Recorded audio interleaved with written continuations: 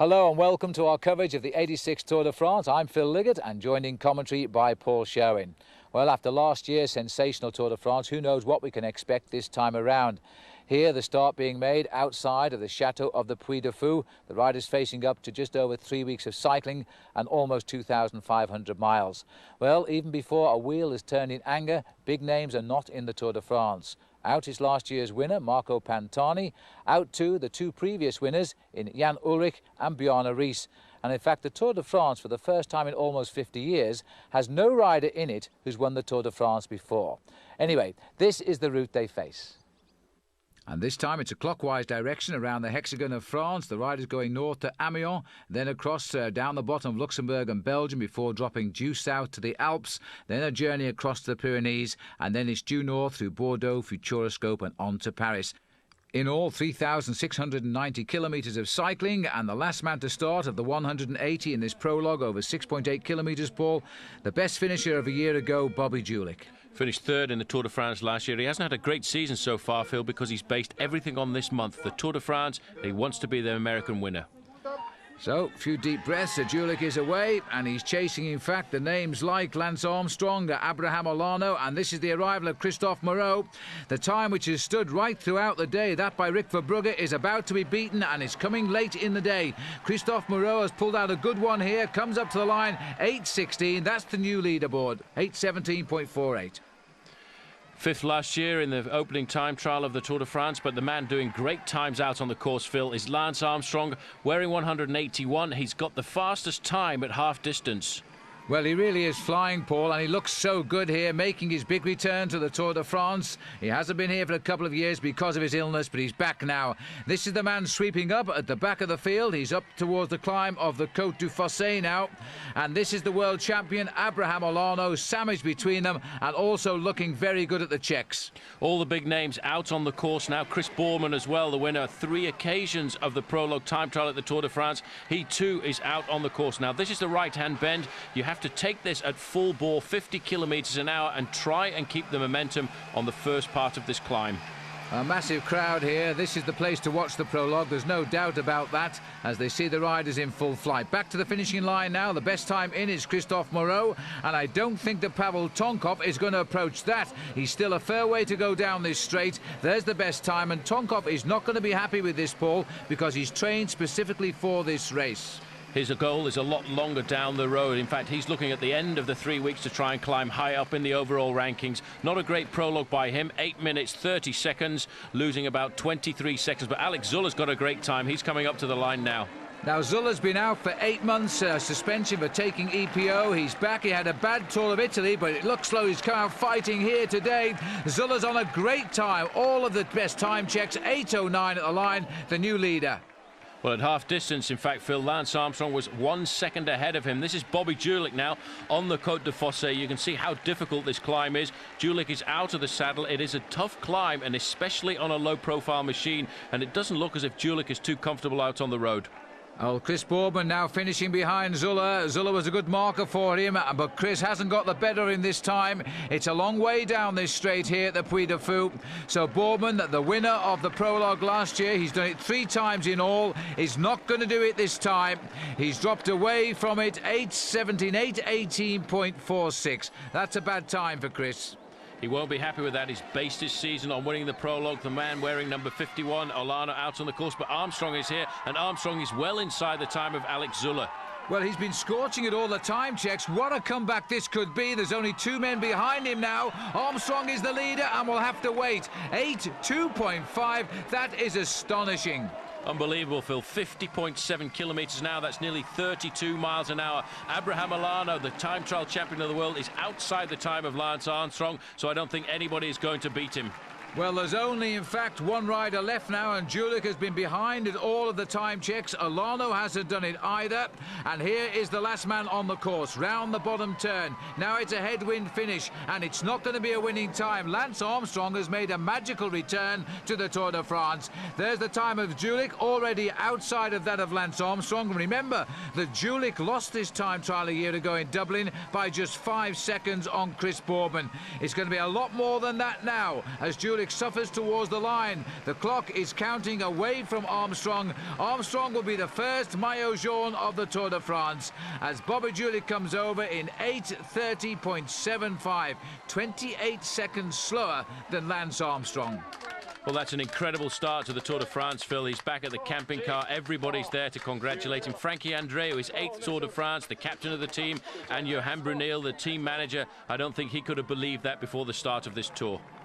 Well, what a start for Brunel. Indurain did 8 minutes 12 seconds over this course in 1993, and now Lance has gone 10 seconds quicker. Zuller, by the way, finished second to Indurain, 8 seconds slower. Now he's finished second to Armstrong, 7 seconds slower. So at least he stays consistent. But this is the new wearer of the maillot jaune, the first wearer indeed of this year's Tour de France. Lance Armstrong gets the yellow jersey ahead of Zuller, Olano and Morrow. Let's now go to Gary Imlach, who is interviewing Lance Armstrong at the finish. Congratulations, what a way to announce your return to the Tour. I mean, right now I'm so surprised, but yet I'm so pleased and so happy for the team and for the staff and the other riders. It's of course it's a big story, but for the moment we're so pleased. It's unbelievable. You say surprised, 7 seconds over the second place man over less than 7 kilometers. That is pretty surprising going. Yeah, that's all I know. I don't know the time, so I didn't look at my time the whole course, and then I knew before I started the best time was 8:20, and I came across the line and I saw right around 8 minutes, and I thought, yeah, maybe it can't be right. But of course I gave everything, and I feel good. Well, you certainly proved that, Lance, and the leader of the Tour de France now by 7 seconds, Le Puy de Fou, the capital of the folklore of the Vendée, has certainly been kind to Lance Armstrong today. The next stage for them, 208 kilometres now from Montaigu to Chalons.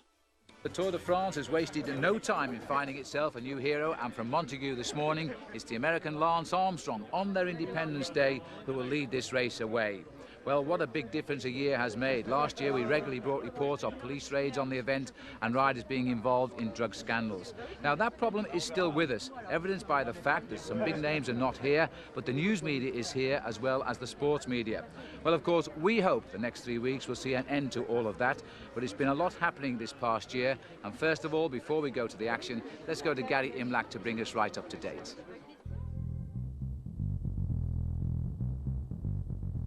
It started with an arrest. Festina team masseur Willy Vert caught at the French-Belgian border with a carload of the performance-enhancing drug EPO.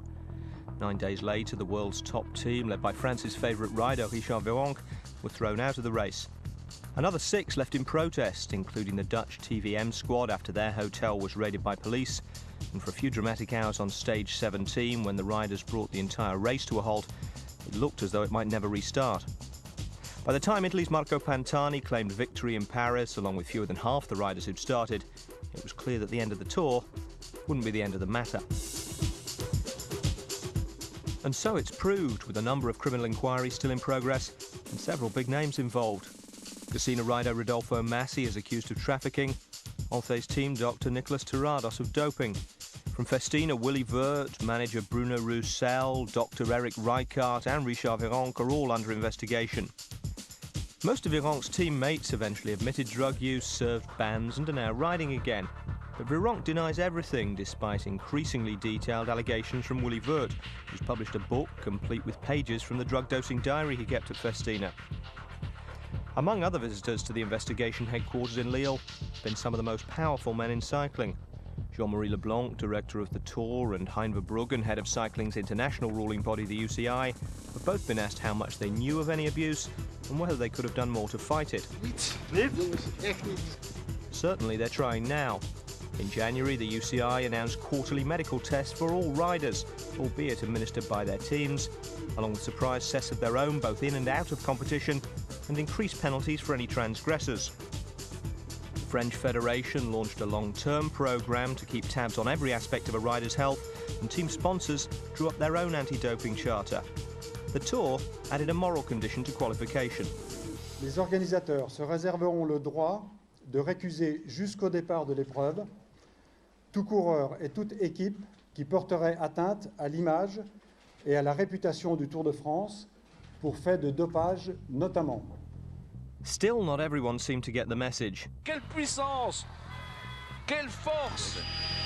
Extraordinaire! In May, the world #1 Frank van den Broek was arrested over his association with a Paris horse doctor accused of doping. Also on the doctor's list of patients, Richard Virenque, who was fined by his new team Polti, but allowed to ride the Giro d'Italia. Which brings us to the real shocker. Marco Pantani, defending champion of both the Giro and the Tour, thrown off the race for an abnormally high red blood cell count. In questo momento vorrei solamente un po' di rispetto e un saluto ai tifosi. Mi dispiace solo per il ciclismo. Pantani and Van den Broek saved the Tour organisers the agony by ruling themselves out of this year's race. But that still left some tough decisions. L'équipe TVM Farfrit est, dans son ensemble, récusée. Le coureur Richard Virenque n'est pas le bienvenu cette année dans le Tour de France. As well as Virenque and TVM, the final exclusion list had on it Philippe Gaumont and Laurent Roux, who've both been banned for drugs, Onthay's team Dr. Nicolas Terrados, and manager Manolo Saiz, who'd lambasted the Tour organisation as he led his team out of the race last year. And that should have been that, except that Polti and Onthay both appealed to the UCI, citing a dusty old rule about how much notice they should have been given of their exclusion. The UCI listened with the rapt attention of an organisation scared to death of being sued and promptly applied the letter of the law at the expense of the spirit. Reluctantly, the Tour had to admit both Saiz and Virenque, whose arrival at this year's race looked depressingly similar to his departure from last year's. On the face of it then, a bit of a mess, but at least it's a public mess, and if all the debate and scrutiny contributes towards cleaning up the sport, then it'll also have been a useful mess. Certainly yesterday's blood checks on all 180 riders were a useful step forward, and you can bank on there being plenty more of those as the race continues. And talking of the race, let's get on with today's. Well, Gary, it's been a typical day in the first stage of the Tour de France here. A long breakaway by Thierry Gouvenou, 124th after the prologue, and he's been out front by over 6 minutes. He's been caught now, inside 3 kilometres to go, and the sprinters are going to have their say. And the sprinters at the moment are being led at the front by the men in the red jersey. That's the Seiko Cannondale team of Mario Cipollini. Second place, in fact, is the Italian champion, Salvatore Commessa. But these guys really know how to put Mario Cipollini into orbit, and they want him to get the first stage here, Phil. But what we are seeing today, Paul, is no real organisation by all of the teams here. And it's not the old red guard of Cipollini. We've got 3 of them here. Normally we have 5 or 6 of them. And it seems to be more or less a free-for-all here as the sprinters try to get through. A lot of chaos there. You can see riders moving up around the outside. A lot of work at the front has been done by the Française de Jure. The new French sprinter, Jimmy Casper, will also be looking to get himself in the final 200 metres. Well, the French are pinning a lot of hopes on this young man. He's very rapid. This is his first Tour de France. Because of his good sprinting and winning, he's been put in the team here. He's not expected to go the distance, but he's expected to win a stage in this opening week. Now the riders swarming up for the line. A Casino rider on the front at the moment. And now as they start to run through here now, on the far right there, the white jersey of Henk Vogels trying to pick up Stuart O'Grady. O'Grady wants the green jersey this year, and he said so. Eric Zabel's going to give him trouble, though. Zabel tucked in off to the left of our picture.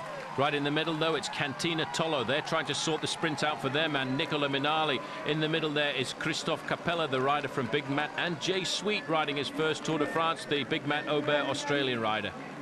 So round that right-hander, a lot of riders lost position there now as the Team Domestiques lost their leaders, and one that's gone out of the wrong way is Henk Vogels looking for now Stuart O'Grady. He's not there. That looks like De Cruz of the Big Mat team opened up, but he hasn't got Capel on his wheel, and the white jersey of Vogels hasn't got O'Grady on his wheel. So this is all going wrong for the lead-out men at the moment. Capel is in 3rd place, and just behind him is Kirsipu in the Estonian Championship jersey, which he's won for a 2nd year, by the way. Now as Magnus Backstedt leads out, as he tries to find his teammate O'Grady there, wasn't around. Now coming on the far right, Jan Kirsipu is having a go. A big challenge coming too from Tom Steels on the left. It's Kirsipu Steels for the line and trying to get on terms. Cipollini is out of this one as Kirsipu takes it on the line. They said he wasn't a man for the big occasion. Well, he is now, but he hasn't done enough to win the leader's yellow jersey, but he's done enough to win the stage.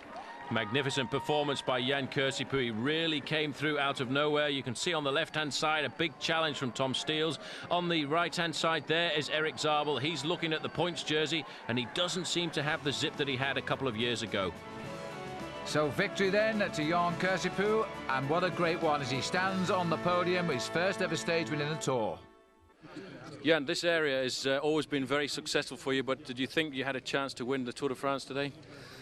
I thought about it, yes, all the whole day already, and especially when I saw the results of yesterday's prologue.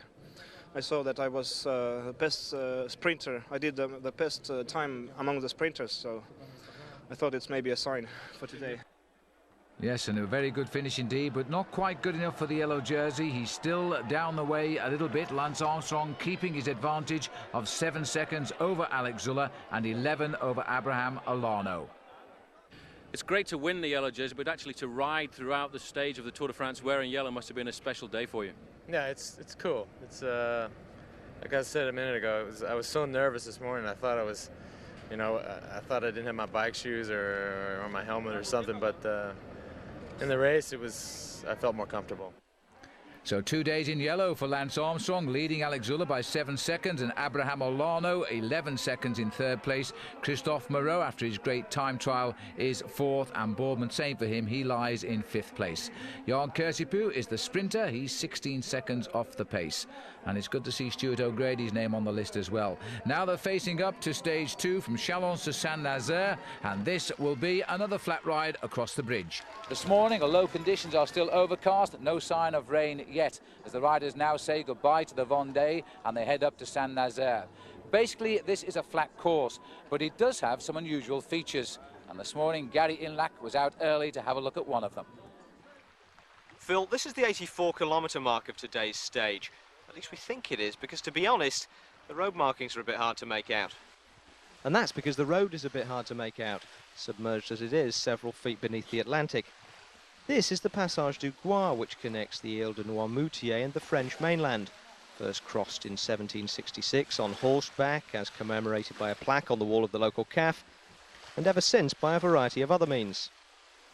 Only at low tide, though, because this is the Wimbledon of local access roads. The covers only come off for about 4 hours a day, which makes time in the supermarket run a crucial issue for the islanders. There are a series of safety platforms along the 4.5-kilometre route, just in case the tide turns against you, but you'd be hard-pressed to get the weekly shop up there with you, let alone a family saloon.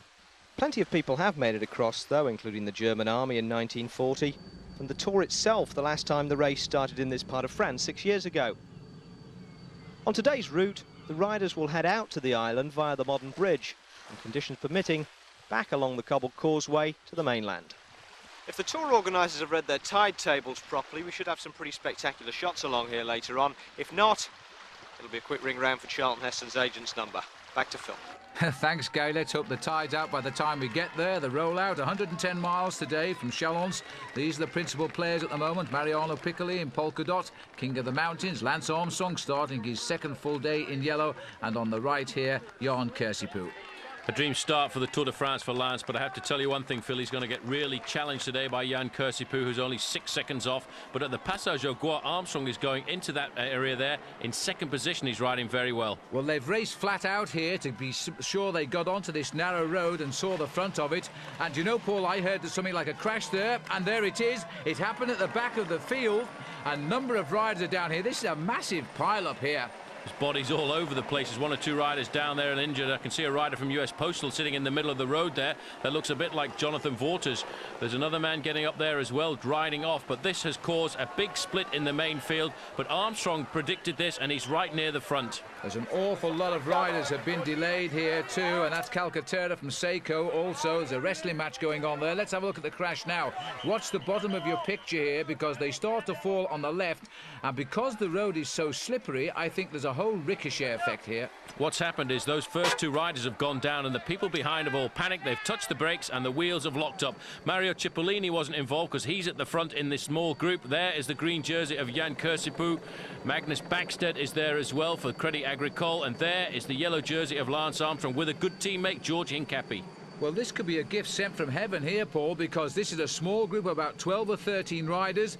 Trapped in that back group are some of the big players. Alex Zuller was involved in that fall, so too is Michael Bogart, two principal players. Look how the field is split up here. Now, remember, we are 84 kilometres covered now of a 176-kilometre day, so they've got chance to recover. There's still 110 kilometres to go to the finish now. Hincapie's moving to the front, putting the hammer down there. He'll be happy to see that his man, Lance Armstrong, in the yellow jersey, has got across this area in safe conditions. But Race Radio Phil telling us one more serious member in that break, in that accident there. In fact, Ivan Gotti too has gone down, the winner of the recent Tour of Italy. Well, as far as we know, most are up and riding. There has been a call for the ambulance, but most seem to be on the way now as the riders start to exit the Passage du Gois. Well, the last time we came across here was 1993, and now a little group has formed at the front. It's swelled somewhat, Paul, but still missing here as we head towards the Pont de Saint-Nazaire in the distance there. That itself, by the way, is a fourth category climb. We're now approaching 166 kilometres, and the gap is growing. Unbelievable. There are 75 riders in this group, and although Alex Zuller's Banesto team really chased hard to try and limit their losses, they held it at 30 seconds for a long time, Phil, but the last official time check we had was in fact they're more than 4 minutes behind this leading group of riders. Well, they've worked so hard in this breakaway. The chase, I think, has gone off at the back now because they're very dispirited. There's three good riders caught back there, Bogart, Gotti and Zuller. This has been a terrible day for them as they go over the Pont de Saint-Nazaire. Once over the top of this, it's only 10 kilometres down to the finish. And here's Gotti here now, number 61. They are losing huge time. A lot of riders losing big time today. There's Manuel Beltran, but at the finish it's a big lead out coming for Eric Zabel, and this is Stefan Weissermann right on the front. And this is a huge gap as well for this breakaway group. What a gift now as Lars Mikkelsen goes for it. And Jan Kersipuu is there now. Well, he's done so well today. He's won all of the sprint bonuses. He's racing for the yellow jersey now. Armstrong safely in the pack. He's gaining time over his rivals. Mikkelsen looks over, waiting for somebody else. Jimmy Casper goes on the far right now. Casper makes it. Martinello tries to grab his wheel. Zabel is there too in the pink top. But here comes Mario Cipollini on the far right now. And poor Jimmy Casper's gone far too soon off on the left now as Tom Steels comes and Kersipuu tries. Steels gets it. Steels on the line and right alongside him there was Mario Cipollini. But it was a close finish. Steels gets the win, but Kersipuu should get the yellow jersey. He certainly should. He put in a great sprint all day, and this is how it was won. You can see Jimmy Casper in the white there. He panicked. That's the sign of youth coming out the outside there on the white jersey. That is Tom Steels. The big sprinters right alongside him, Mario Cipollini and Eric Zabel. When it comes to the kick, though, Phil, I have to say Tom Steels really has it. Superb finish by Steels. He won 4 stages of the Tour last year, don't forget, and now he's opened his account very early on indeed, because the former Belgian national champion gets his win. But this man has got the yellow jersey now. He leads the Tour by just a few seconds, 14 to be precise, and this is the main field coming in. Look at the clock at the right, because Zuller and co have lost an awful lot, and Mark Wouters, he was injured in the crash and in fact stopped a few miles down the road, and so too sadly did Jonathan Waters of US Postal. And I think this is a rider on great form who's sadly going to be missed by Lance Armstrong. Let's have a look at the overall situation. There it is. Now we can go to Paul again. Lance, once again, the Tour de France proved that you have to be attentive on every stage, because anything can happen. Yeah, it's a tough race, and it's 3 weeks, and you know it's always the first week. Everybody hates the first week. It's dangerous. It's nervous, and you have guys that are only going to be here a week or 10 days, and they're normally classics guys, and they like the wind and they like the flat roads. And you mix them in with guys who want to win the Tour de France and have to wait 10 days for the mountains and the time trials. And when they come together, sometimes the mix is dangerous for the overall. And today was a good example. Well, this is the next stage they face now, a little bit shorter, 194 kilometres, 178 riders left in, just the 2 crash victims out of the Tour at the moment to swing into the last kilometre here. And the rider who's gone down there, Moreno Di Biasi, Paul, this is coming down to a bunch sprint again, but it was a dangerous right-hander, that. Everyone taking risks. Everybody wants to stay at the front at this moment. The man right on the front, though, is the champion of Holland. There's De Biase down on the ground. He looks okay. They've taken his bike. In fact, the police may have taken his bike back down to the police station, but he should be up and riding very shortly. On the front is Martin Den Bakker, obviously leading the sprint out for Robbie McEwen, who's up there in the orange and white jersey in third place. Well, sadly for De Biase, he was outside the kilometre there, so he's losing time while he's on the floor, but I believe he's now up and riding. As we see the riders head down towards the line here, this again is being a very, very difficult lead-out sprint. On the front is still the Dutch champion Martin Den Bakker. They're hoping that Robbie McEwen can produce the goods here, because they've lost potentially their race leader because of that crash a couple of days ago in the Passage du Gois of Michael Bogert, and that really is sad. A lot of riders in white jerseys up near the front there. That's the Française de Jeu. They want to try and get a win for Jimmy Casper, 21 years of age, the darling of France. He's the sprinter they want to take over, and coming up to the front now, as always, Phil, at the end of these stages, the pink and white jerseys of Team Telecom, that is the team of Eric Zabel. But they're talking to each other. They don't want to lead out just right now. They want to wait a little longer. And in this field too, don't forget, is the new leader of the Tour now, Johan Kirsipuu. He pulled out the 6-second win bonus of Fay de Breton right out at the start this morning after only 23 kilometres. So he's building himself a lead in this race. Now, can he finish it off with another stage win? He'd be pretty happy if he could, because his lead now at the moment is 20 seconds over Lance Armstrong, and he has proved he's a very good sprinter. There's a lot of misunderstanding between these teams, Phil. The Seiko Canontil riders are looking over their shoulders. They want to know where Mario Cipollini is. Look out for the green jersey, because wearing the green jersey today, in fact, is Tom Steels. He's not leading that competition, but in second place, he's right near the front as well. Well, all of the teams have got their sprinters and domestiques trying to break this up. There's no actual liaison between the rides at all this year. None of the standard leads outs we normally see. As they now start to open up for the line here, it looks as though Telecom might have themselves a little bit organised. This is a very good finish here in Laval. First time the race has come here for the finish now, as again Casper in the middle as he tries to go. Van Bon is leading out, but he hasn't found Robbie McEwen on his wheel, and that is highlighting the disorganisation in these teams now, as the Les Françaises du Jeu team try to get their man Jimmy Casper up there. He's fourth wheel at the moment. Lars Mikkelsen is giving him a good lead out. Casper's got his wheel. Mikkelsen giving everything here now. McEwen trying to come through it. It isn't going to work out, because again, watch out for the green jersey of Steels. He's spotted the line and he's gone for it. What a finish here by Tom Steels. Stuart O'Grady challenging him all too late. Tom Steels has got 2 wins out of 2. What a finish. But Tom Steels, Phil, is proving he's the fastest sprinter in this Tour de France. The team are not helping him at all, but once he finds the gap, he goes straight through it. And you see Eric Zabel again is close to the win, but just can't quite make it.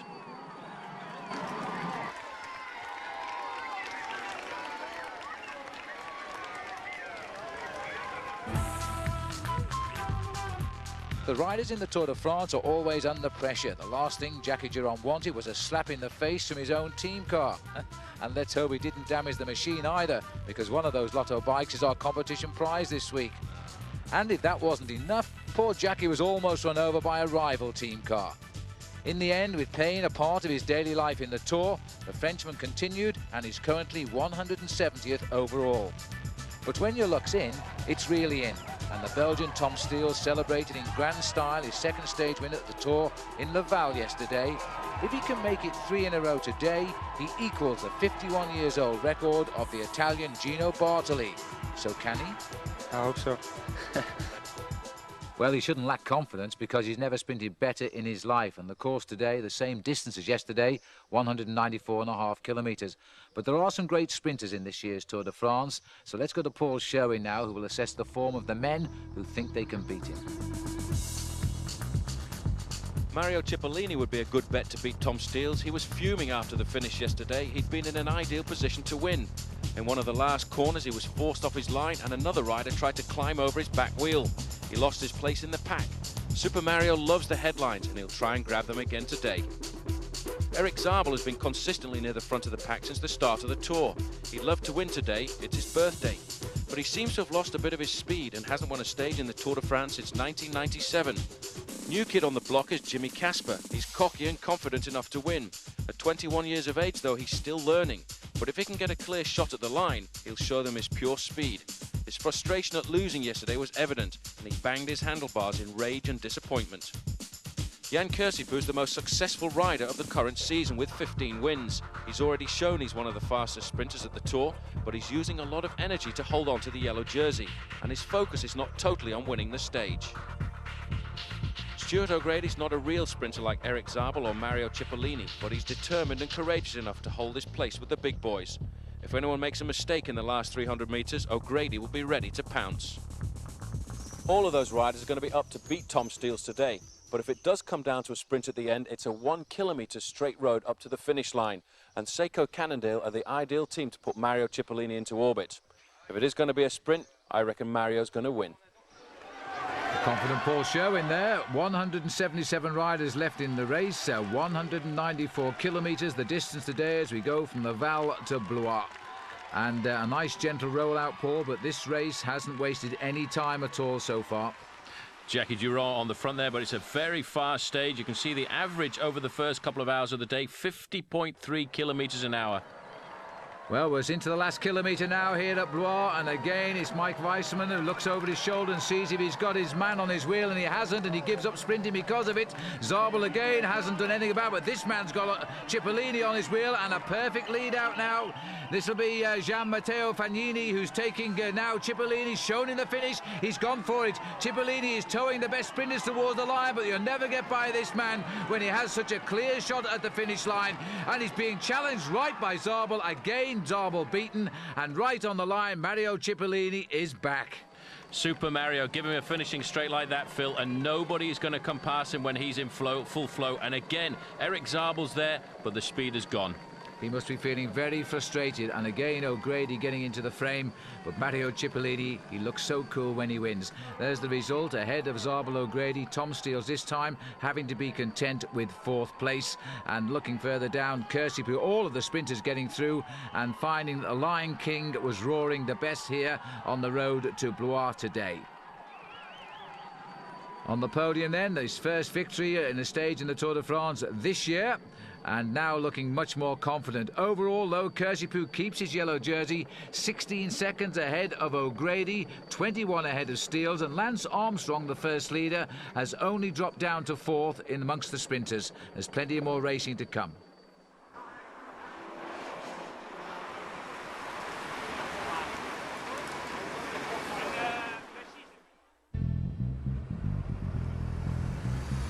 .355 kilometres an hour in the Tour de France yesterday, a record average speed, the first time the riders have ever beaten 50 kilometres an hour for a road race. In fact, that's the speed we're driving along at the moment, to give you some idea. Even in the town of Blois, the riders were exceeding the speed limit, and Mario Cipollini is the man that won the day. Let's go to Gary Imlach now to tell us more about an extraordinary day in the Tour de France. You know, yesterday's stage was so fast it was a day early, because for purposes of perfect symmetry, the new record really should have been set here in Amiens, where the old one was. In 1993, Johan Bruneel clocked just under 49.5 kilometres on the stage from Évreux to Amiens. And there was no peloton to help pull him along either, just a cooperative westerly wind at his back. As the crowd start to applaud him, and then the clock will tell us whether in fact he's done enough to wear the yellow jersey tonight. That's why he's fighting all the way to the line. He crosses the line as the winner. Funnily enough, the next man in behind him that day was Mario Cipollini, winning the sprint for 2nd place and taking the yellow jersey. Yesterday, the roles were reversed. Like everyone else, Bruneel was behind Cipollini in the support car of the US Postal Team, where he's now manager. It was logical. It was a very, very strong tailwind, and the records are set to be broken. So yesterday it happened. The good thing of the part is that it was broken by Cipollini. When I set the record, he was 2nd, so I'm not there anymore now. He has the record now. And as it turned out, he'd set it despite the weight of a huge chip on his shoulder. 32 years old and in the final year of a lucrative contract with Saeco, Mario revealed after the stage that he'd been unable to agree terms with his old team for next season. Ma è la sensazione quando hai magari un bel Mercedes però 6.000 di cilindrata, è uscito il modello nuovo e la gente magari opta per il modello nuovo che ha sicuramente caratteristiche inferiori al vecchio modello.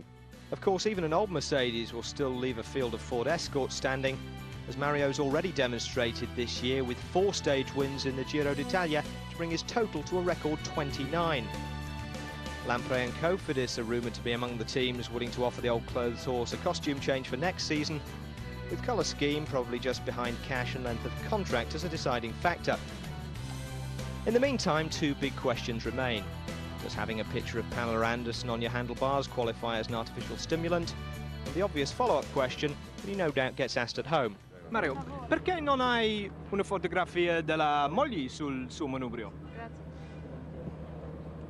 Ma mia moglie me la ricordo bene anche senza dover fare le foto. Now, can he do it? A breakaway of 10 riders has been caught after a long move, but it came to nothing. Now we're going down to another sprint finish, Paul. On the front again, Cantilla Toller. They want to get it together for Nicola Minali, but always the white jersey of the Australian champion, Henk Vogels, is there. He's trying to get a stage win as well for Stuart O'Grady, who's been very consistent. Frances de Jure right in the middle, picking it up. That's Christophe Bassin, but right behind him, the 3 red and white jerseys of the Psycho Cannondale team, and that's Mario Cipollini's boys.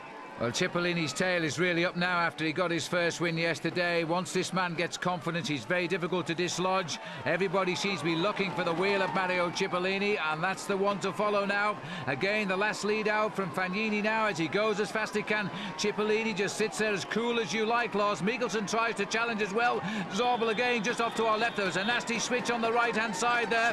Cipollini wasn't involved, though, as he comes clear now, launched into space. On the far left, Zorbel has his best chance ever, though. Zorbel goes for it now. Cipollini, and coming is Tom Steels. Steels comes past Zorbel, but on the line, Cipollini makes it 2 in a row, and right behind him was Tom Steels. What a finish again. Unbelievable. Super Mario, he's pretty happy with that. Everyone said he'd lost his speed, but look at this. He sees the sprint on the right-hand side. It comes from Eric Zabel, and he realises that's the moment he has to move. He kicks it in. He's got the big gear going. Gian Matteo Fanini sits up and lets him go by. And Mario Cipollini, Phil, he's come back to the Super Mario he was before. And I tell you what, he loves to look over his shoulder to see how far behind him everybody was in the sprint. Well, Zabel just went too soon. It looked as though he had the speed, but he faded, and then when he faded, Cipollini won, and coming in there in 3rd place, the yellow jersey of Jan Kersipu. So he gets a useful few seconds bonus as well, behind Cipollini and Steels. Robbie McEwen not quite there yet, 4th place for him. Zabel faded to 5th. So 2 out of 2 for Cipollini. He's now looking at the possible equaling of Bartali's record of 51 years ago, but no change overall. Kersipu 17 seconds ahead of Steels, 24 on O'Grady, and 32 on Lance Armstrong.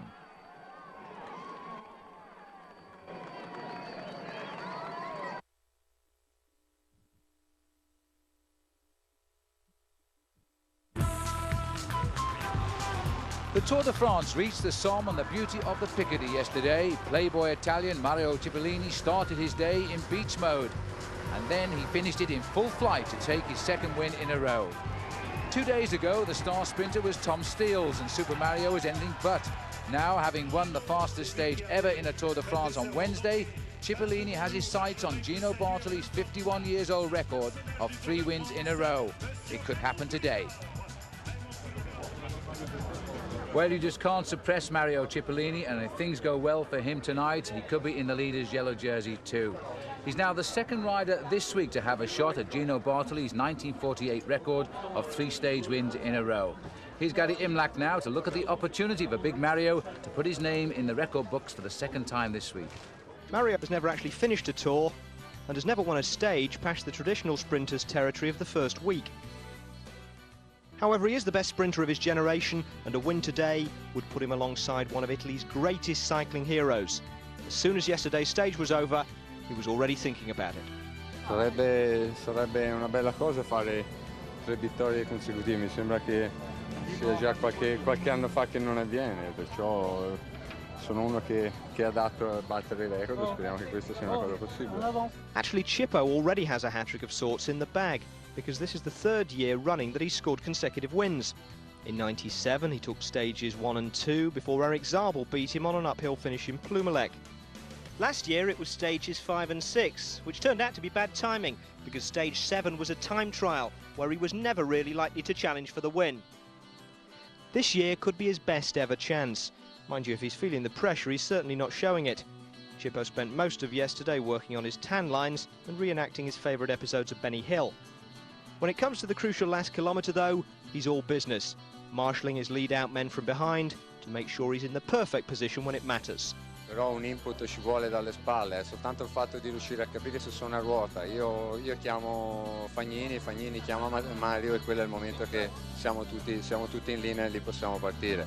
Diciamo che questo è un meccanismo che non serve provarlo perché ormai da anni che lo facciamo, è una cosa come le triangolazioni tra I calciatori. Well, if the Psycho midfield can do their job and spring the offside trap today, the big man should have a clear run at goal. There's no uphill finish like there was in '97 when Eric Zabel beat him just at a 2-kilometre home straight.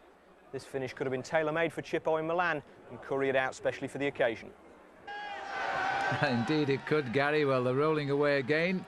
171 kilometres now from Amiens to Maubeuge, and Cipollini is aiming for that 51-year-old record of Gino Bartali, at least to equal the great Italian maestro.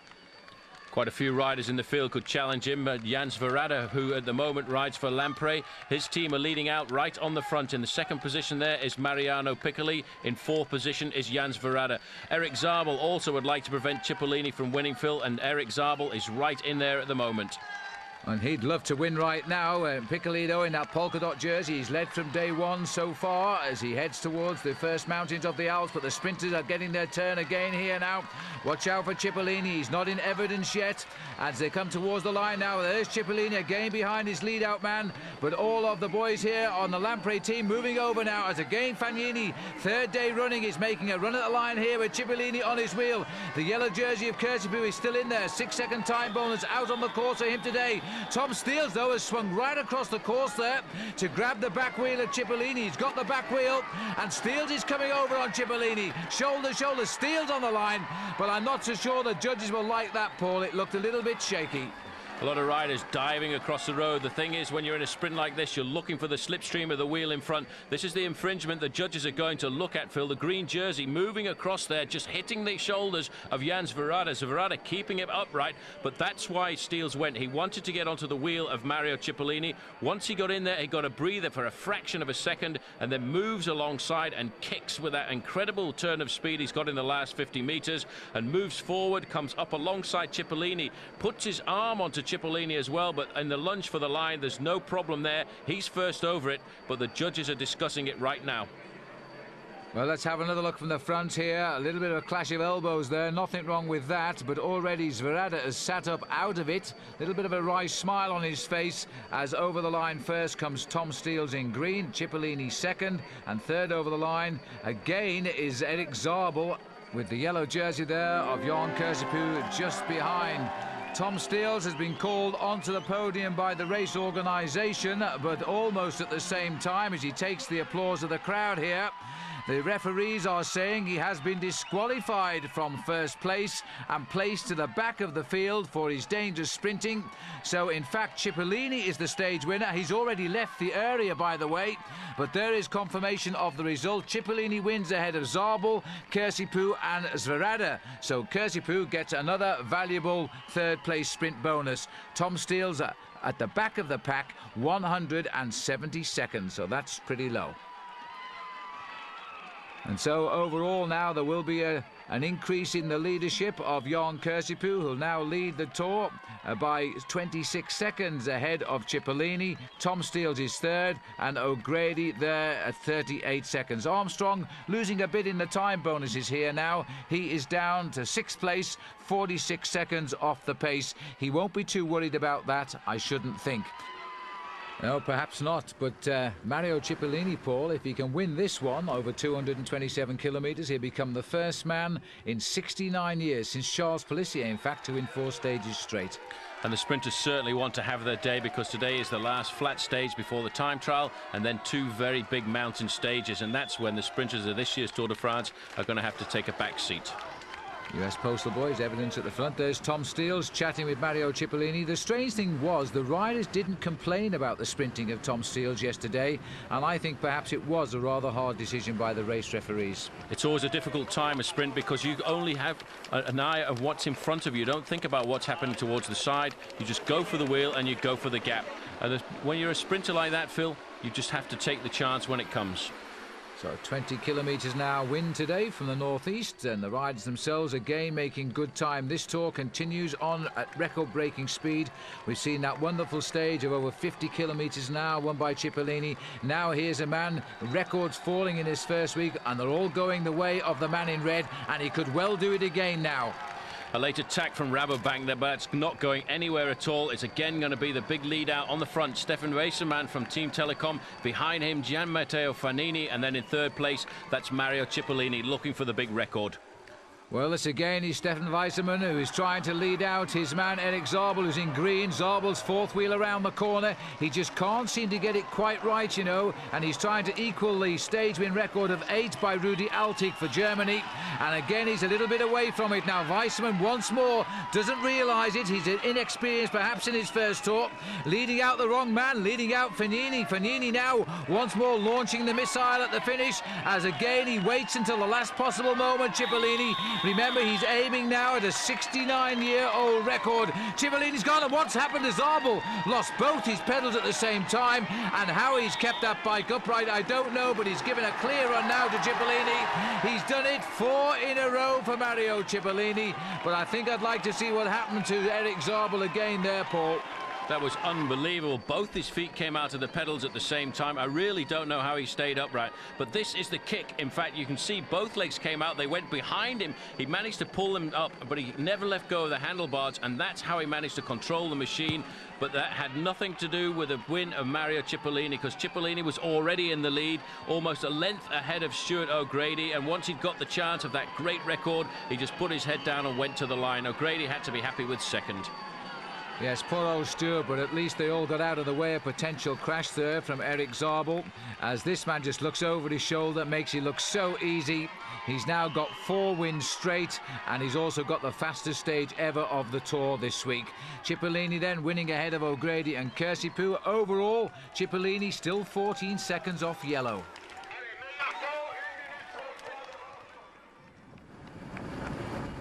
This is the launch pad of the individual time trial at the Tour de France. For many of the lesser riders, there's always a sensation of fear when you come in there, because you're looking elimination in the face. But for the big names, it's the first time in a week that they have to come out and really put their cards on the table, because at the end of the individual time trial that we get an idea of just exactly who's going to win the Tour de France. That's why they call it the race of truth. And this man who surprised at the Puy de Fou in the prologue is at it again here, because his checks are very, very quick at every mark we go through, Paul. He is rewriting the time checkbook. But this accident out on the course, and this is Bobby Julich. We've heard about it, now we can get a look at it. Paul Julich has misjudged his right-hander and has gone down very, very badly indeed. This is one of the most dangerous parts of the course, but Armstrong has ridden by him. Armstrong himself realizing that he is doing great times out on the course. Boardman set the early times, but now Armstrong goes through here after 33 kilometres with the best time covered. And this is what is happening. Lance Armstrong, it's all coming together again, just like it did on the Puy de Fou. This is a man who really has learned a time trial and is beginning to embarrass everybody, especially the rider in front of him here, because he's putting back man after man. This looks like George Hincapie. Yeah, his teammate Abraham Alana looks as if he's had a problem going around one of the corners there. He's back up on his machine. He's getting pushed by one of the spectators at the side of the road, and he must have lost it in that corner, Phil. Well, I think it's a left-hand corner. He's just got... Oh, we can have a look at it again here now. It's a left-hand corner, completely out of control. There's no way he was going anywhere. He locks up his back wheel. Well, thank heavens there was a straw bale there, but that's called a headstand in front of the public, and the world champion is going to be embarrassed about that, because, in fact, Armstrong is coming right up behind him. Armstrong is riding an incredible race, starting 2 minutes behind the world champion at the time trial. He's already got him in sight, and this is going to be a double blow, really, to Abraham Alano, the world champion at this discipline. Well, you know, Abraham Alano has never been caught as a professional in a time trial before, and all that is about to change, and Armstrong is the man to do it. Is there no end to this rider this year, because Armstrong just can do absolutely nothing wrong? Well, the last time I saw him ride a time trial like this, Phil, was 1996, the Tour du Pont, which he absolutely dominated. He won that time trial stage there at over 32 miles an hour. But he has changed. His position on the machine has changed. He's got a very aerodynamic helmet. But the important thing is the speed at which he's pedaling. Look at that cadence. It's up around 100 RPM. Well, since his cancer therapy and his chemotherapy, he has lost an awful lot of weight in his training, in his comeback. Those that thought after his Paris-Nice race last year that he was going home for good were proved absolutely wrong. This man has waited to come to the Tour de France this year. He's come, and he's come in the biggest way you could imagine. Armstrong is now racing to the best time here as we go back to the finish.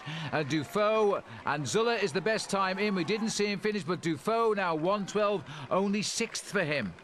This is great. Look at this. This is Armstrong catching a man who started 6 minutes in front of him. This is the Belgian sprinter Tom Steels, and he's going to get a major shock. Abraham Olano, Phil, is fighting to try and stay in contact. Well, if anything, he's gone slightly better since Armstrong caught him. That might be a little bit of pride there, but he's tried to lift his race. This is Tom Steels now as Armstrong continues, and Steels has got no chance here of keeping up, I don't think.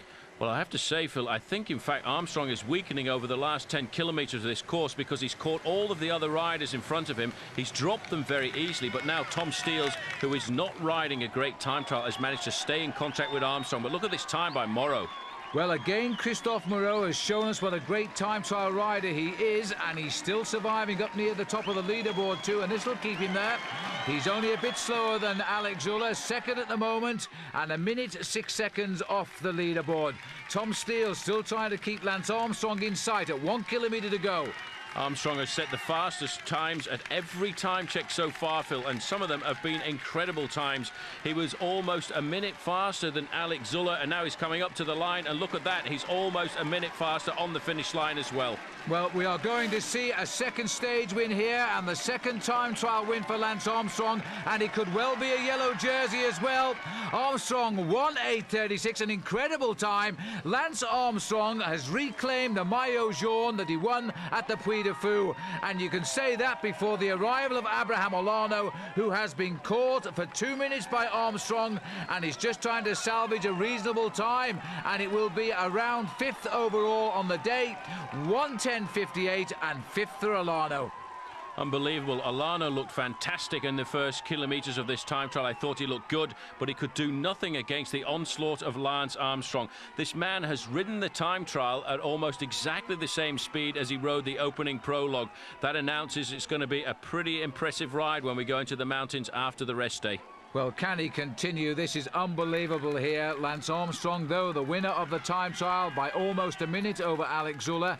Moreau taking third, but over 2 minutes off the pace. And Olano even further back. Tyler Hamilton, another good time trial by him at 3:31, although he won't give his all today because he knows now he's going to have to work for Lance Armstrong in the overall race for yellow.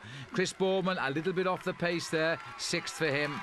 So the yellow jersey back on the shoulders of Lance Armstrong 1 week into the Tour de France. It's an awful long way to go yet, but look at these gaps now. These are sensational time gaps. 2:20 on Christophe Moreau, 2:33 on Olano, 3:25 on O'Grady. The big question is, can his team now support him for 2 weeks of the Tour de France and keep him in yellow?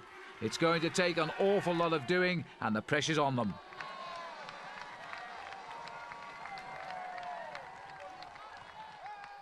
Hello and welcome to Tour Plus. Well, after 1,468 kilometres and 9 days of racing, the Tour de France has reached the mountains. For some, they are high roads to conquer and bring joy and celebration and the happiest of memories. For others, they bring opposite emotions of pain, sadness and defeat.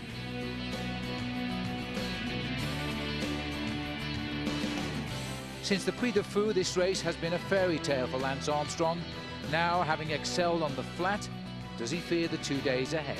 Coming into the Tour, I thought, and my coaches and the people on the team thought that my strength in the Tour would be my climbing and not my time trialing. So if that holds true, then I might be able to hold on. So Armstrong seems ready and confident. This is the overall situation this morning. He leads Christophe Moreau by 2 minutes 20 seconds and Abraham Olano by 2:33. Stuart O'Grady, the Australian, also doing well in 4th. Of the others who should look forward to today, Pavel Tonkov is 13th and 5 minutes 10 seconds back. Alex Zuller, after a good time trial, is creeping back at 7:08. And Chris Boardman, he'll have a tough day today, but he's still riding the Tour in 123rd position. And a massive crowd now, the riders having flown overnight some 500 kilometres down to the start here. And now it's a day on as they face up to 213 kilometres of alpine climbing. And not coming on the aeroplane trip are Jimmy Casper and Nicola Manali, two sprinters who've decided to stay up north as the riders now make their way towards the high mountains of the Tour. 15 kilometres an hour, slight wind today, and it's going to be warm, but rain is threatened. 28 degrees maximum in the valleys, but it will be very cold over the summits. And already, Phil, the American flag making its appearance on the Tour de France here. Lance has got an awful lot of supporters for his yellow jersey. Well, Lance said the jersey was kept warm for the next rider. That's what he said when he gave it to Cursipu, but I bet he didn't believe Cursipu would give it back to him. This is Konishev now towards the top of the Col de Marais. 15 kilometres covered, and Konishev gets the points ahead of Mariano Piccoli and Lilian Le Breton. Now, the next climb coming at 38.5 kilometres, the Col de Tamier. Again, Mariano Piccoli, the leader of the King of the Mountains competition. He's been fantastic over the first week of the Tour, Phil, and he's trying to build up as big a lead as possible to try and hold on to that jersey. But over the big mountains, he will certainly get challenged.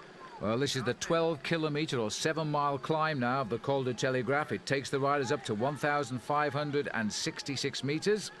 31st time the riders have come up here now as they make their way towards the summit. Arrieta has got clear of the field, and as you can see now, as we start on what is the stepping stone to the Galibier, the rain has also started here. Richard Virenque went across in 6th place there, 5.5 minutes behind. But what's happening now, Phil, is the teams of Kelme and the teams of Ernesto are launching riders up the road because this is the strategy. They're certainly going to try and place an attack on the lead of Armstrong on here, the slopes of the Galibier. Well, this is the first real big test for Lance Armstrong now. I know he's seen all of these roads in training. He's prepared for the mountains of the Tour de France. His time trialling has surprised him a little bit. But the big test now is, will he survive the attacks from the Spaniards? Because it's been reported all of the Spanish teams are going to attack him today. Well, this is Joaquim Castelblanco from Kelme. He's gone out of the front of this very small group. And I have to say one thing, Phil. US Postal Service have done a fantastic job today looking after Lance Armstrong. On the front here is Tyler Hamilton. Following him is Kevin Livingston. These two guys have certainly got to ride their hearts out today for Lance Armstrong to defend him. And one thing today that Armstrong must be thinking about, that unfortunate abandon of the man Jonathan Vaughters, because he would have been fantastic in the climbs. The same thought was going through my mind there, Paul, but these two riders are prepared now to give their all to their new leader in Lance Armstrong.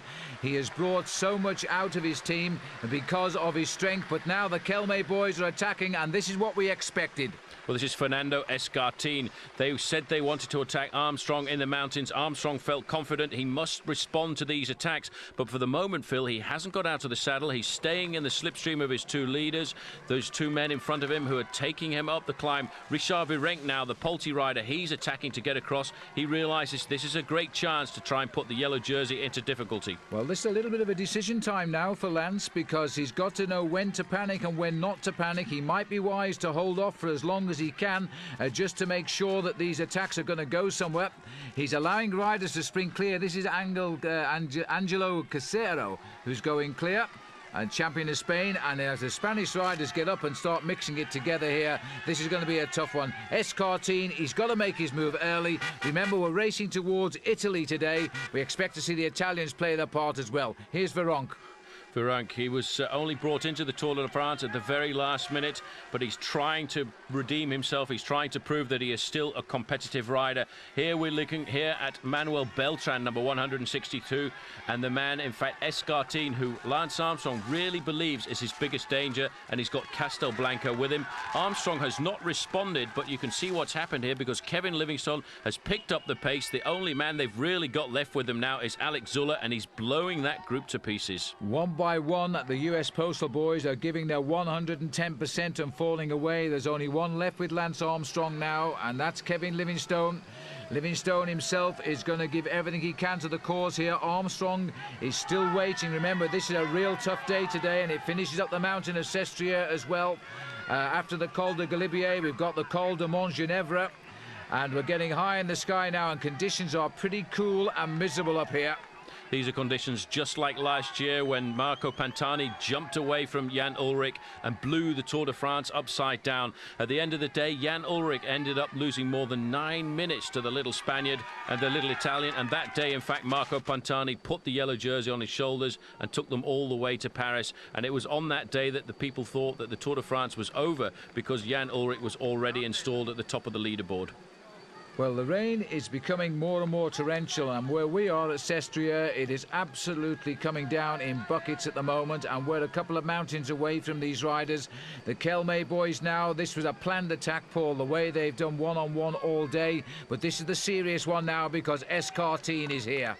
Superb strategy. They're a great team when it comes to the mountains, Kelme. They've been in the professional peloton for 20 years, and they went out with that plan. They launched their man Castelblanco off the front there, and Escartine came up to him, and then they were going to work together. Arrieta is still leading the race. He's a long way up the road, but he's losing massive time. He started this climb, Phil, with 5.5 minutes advantage over the main field, and the last time check we had was, in fact, only 3.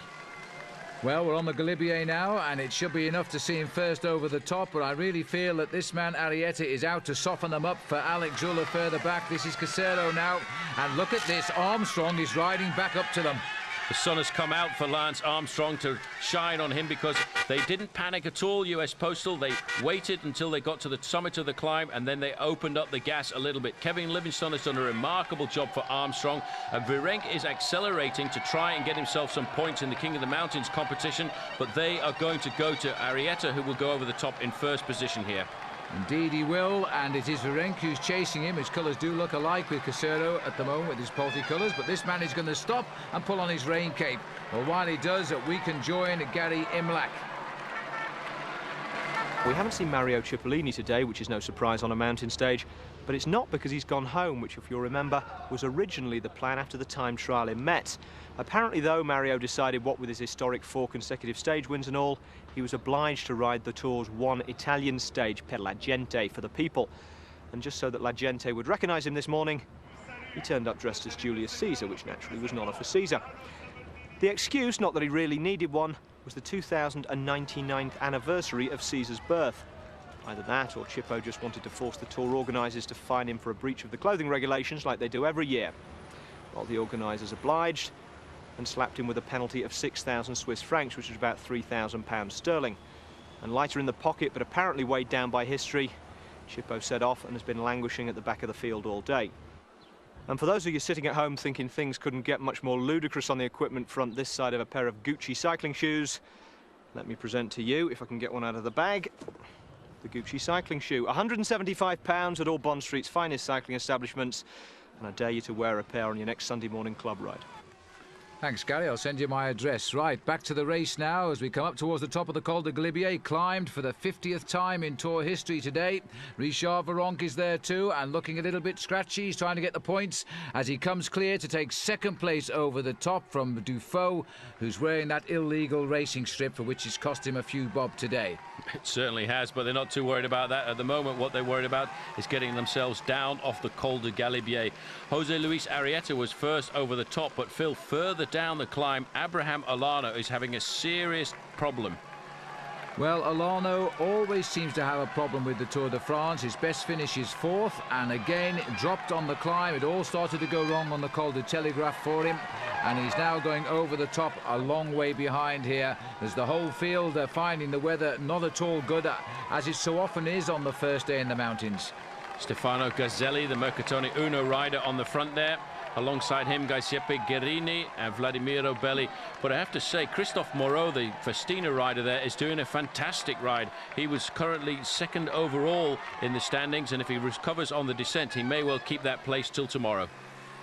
Well, good for him. It's a big test for him today in the mountains, but so far, Lance Armstrong and what's left of his team, which is only one rider, and that is Kevin Livingstone, has come up with the answers to the Spanish riders who have attacked really since the mountains began. This rider, Richard Virenque, again now, who hasn't taken part in the mountains competition until today, and that's what his tactic normally is. Remember, he's won it 4 times in the last 5 years, and he was thrown out of the Tour last year as the linkage with the Festina doping system. Now, as we start on to the next climb of the day here, up the climb of Mont Genève, this is the stepping stone to Sestriere.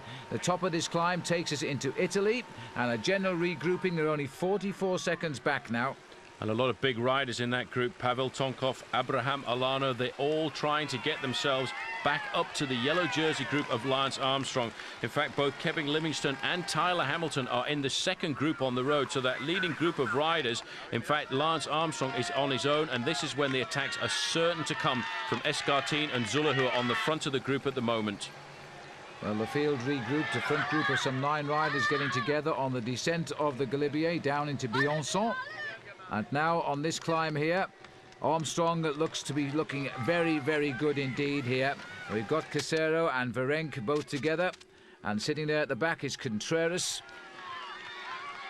Moving into that group as well is Ivan Gotti, the winner of the Tour of Italy this year. Obviously wants to ride well on the slopes of Sestriere, but this is a very select group of riders. These are the riders who at the end of 3 weeks are going to be fighting it out for the overall win at the Tour de France. On the back there, Contreras, he's replaced the Kelme rider Castelblanco in the front of this group, but in second position there is Fernando Escartine, the man who really launched a searing attack on the slopes of the Galibier. In third place, 61, is Ivan Gotti, but I reckon today he's doing a fair amount of work for Richard Virenque, who's really moving up the rankings in the King of the Mountains competition. Well, this is Escartine and Beltran at the front now. Well, I don't know if you caught a glimpse then of Armstrong, Paul. He looks so relaxed sitting there watching everybody, rightly so. It's not up to him to attack now. He just watches everybody making the moves.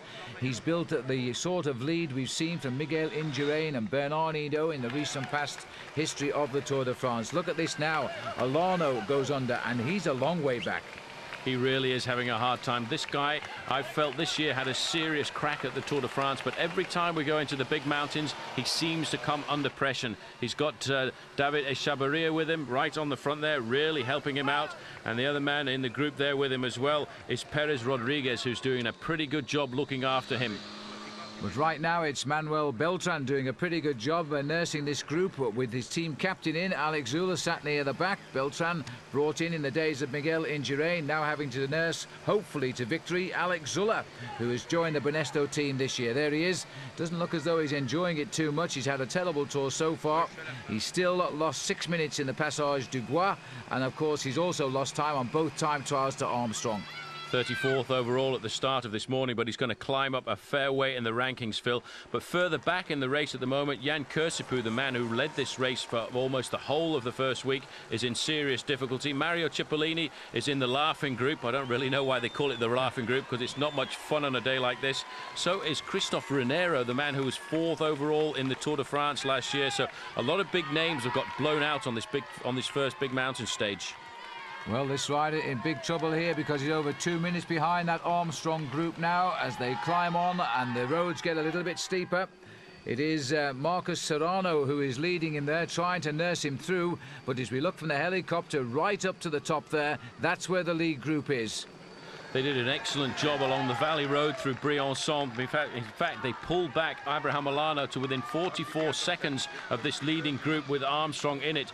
But now they've started to climb again. They're losing serious time once again. And the attacks, Phil, are certainly going to come towards the summit of this climb, because from the top of the Col de Mont Genève, there are 30 kilometers to go to the finish in Sestriere. Half of it downhill, the rest right up to the summit in the ski resort.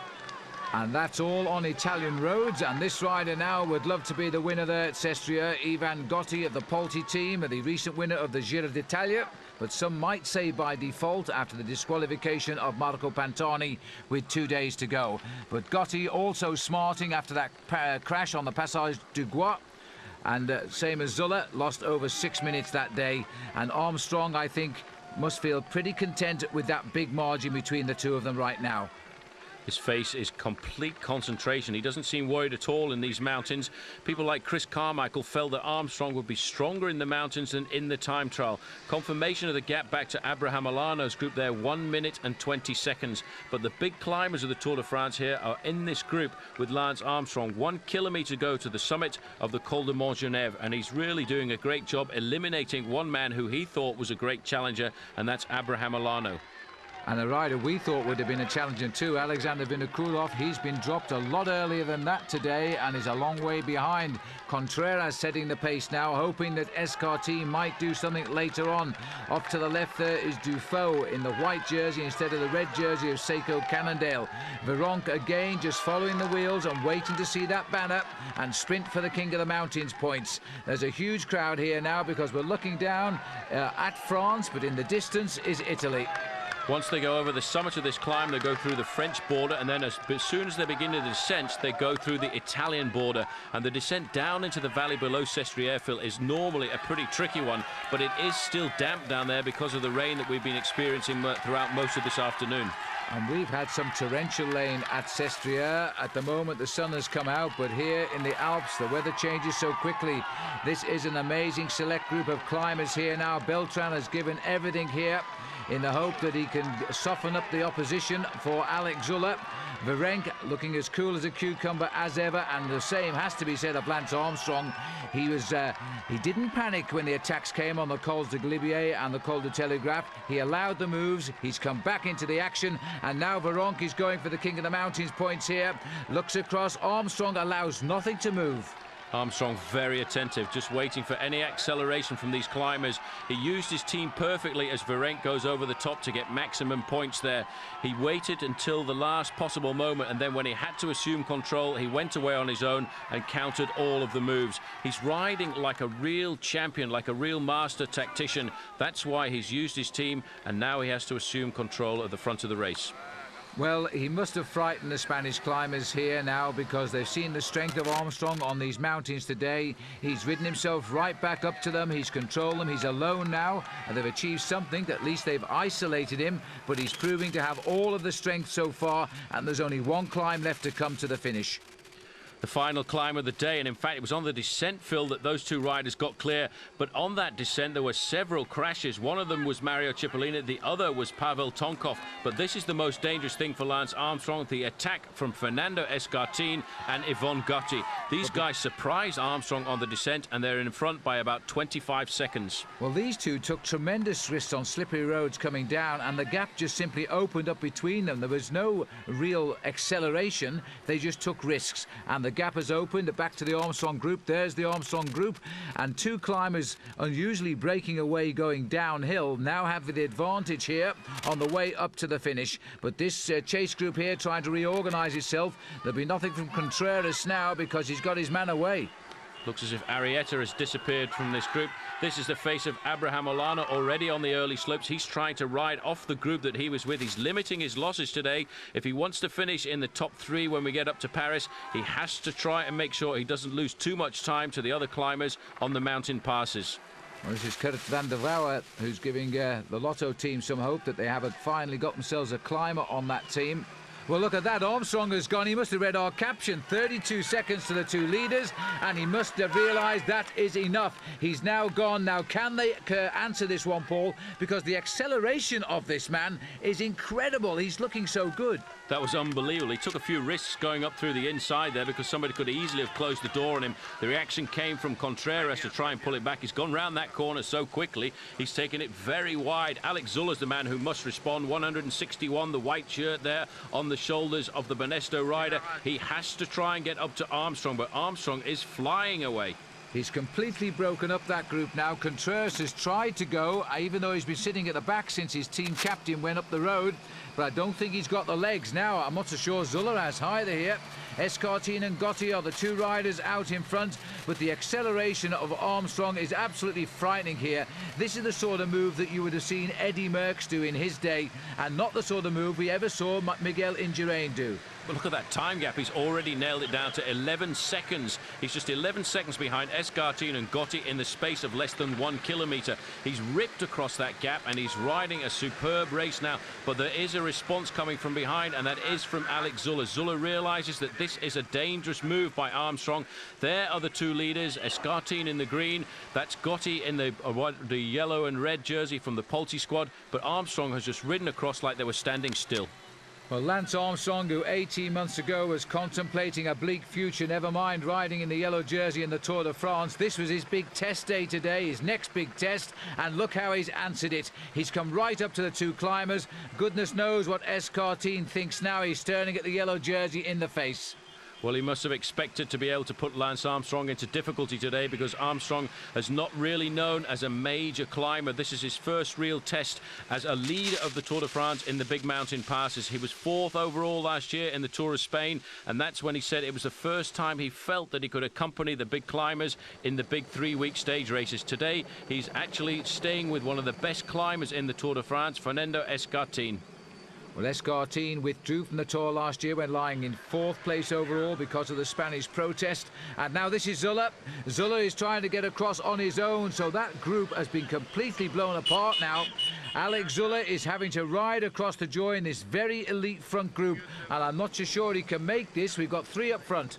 Well, it's amazing to see that Zuller hasn't laid down arms. You know, he had a very hard time after the 3rd day on the Tour de France when he lost over 6 minutes through the Passage au Bois, but he stayed in the bike race, he stayed concentrated. He was 2nd to Armstrong in that time trial around Metz, and now he's trying to keep himself in the overall rankings, because whatever happens, even though he's so far down, Phil, he's climbing up the standings today. Gotti now launching an attack. He's put Escartine into difficulty. And look at that, how Armstrong responded. He just moved up alongside Gotti to say, don't worry about it, sunshine, I'm in pretty good shape today. Well, around this corner here now, they might be able to see the chalets of Sestriere. This has been a good recovery by the Banesto rider. Zuller is inch by inch coming back up alongside these 3 front runners. So that leading group of 9 is now a very select front group of 4. Well, almost anyway. Gotti again trying to put the others into difficulty. They've looked over the shoulders and seen the return of Alex Zuller. But this is a great ride. This is what a champion is all about. It's all about not panicking when you're put into difficulty on a climb, finding your rhythm and riding yourself back into the bike race. Alex Zuller has done exactly that. He couldn't respond to that first attack of Lance Armstrong's, but once he got himself into his own rhythm, a good climbing rhythm, he's pulled himself back up to the leaders. Armstrong now taking up 1st position on the road. Well, that's what the man in the yellow jersey should do, is show everybody else who's boss. This has been a fantastic day of riding for Armstrong so far. Never panicked early on. He's joined the front line of action and now dictating the pace, and we're heading up towards the finish. Armstrong really doesn't have to ride at the front now, because it's the other 3 who should attack him, but instead he's just driving this pace on. I do believe he's trying to crack Gotti. Gotti was talking to his team manager there, just looking across at the Pulte team card, just having a few words to say. Sorry, sunshine, he said, I can't attack. I'm just happy to stay here on the wheel of Lance Armstrong. His face is a picture of concentration. He's not showing any emotion at all. He's getting on with the job in hand. He's concentrated on getting those pedals round as quickly as possible. And again, Phil, he's reminding me very much of Miguel Indurain, the way he's pedaling. There's Johan Brunel coming up alongside in the US Postal team car. Few words with Lance Armstrong. Let's not forget, Johan Brunel has been a great tactician over the first week of this tour. But really, he's got to be surprised by the riding of Armstrong, and he must be worried too that this man is giving away too much energy with the Pyrenees still to come and the final time trial. He's looking at 2 weeks in yellow at this point. And now look at him, he's lifted the pace again. Gotti is in trouble, and Escartine isn't looking too happy either. Gotti couldn't stay on the wheel of Lance Armstrong, and it was up to Fernando Escartine to respond. He's losing 2 or 3 bike lengths there, but that's not a problem. He's going to close it down on Lance Armstrong because he is a fantastic climber. But in fact, Armstrong looking over his shoulder, he's seen he's got the gap, and he's going to keep going. I think you're absolutely right, and in fact Armstrong here is just lifting his pace, and he's just riding 3 of the finest climbers in the world off his wheel, and he's jumped out of the saddle. He's suddenly accelerated, and look at the gap. Well, he couldn't believe it. He looked over his shoulder and saw that he had a gap. He could see that they weren't responding to him. And that's when he got out of the saddle. That's when the attack came. He already had 10 lengths advantage. This is phenomenal. He's out of the saddle, pushing it home now. And this is when he's really got to stick the knife into the wound and go for it to the summit of this climb. The first day in the mountains come down with a big hammer on the head of the climbers. Well, Armstrong came to the Tour de France as an outsider, possibly to finish well up. But now he really is looking like the possible winner of the Tour de France here. He's won both time trials. He's now heading up to a likely victory here at Sestriere.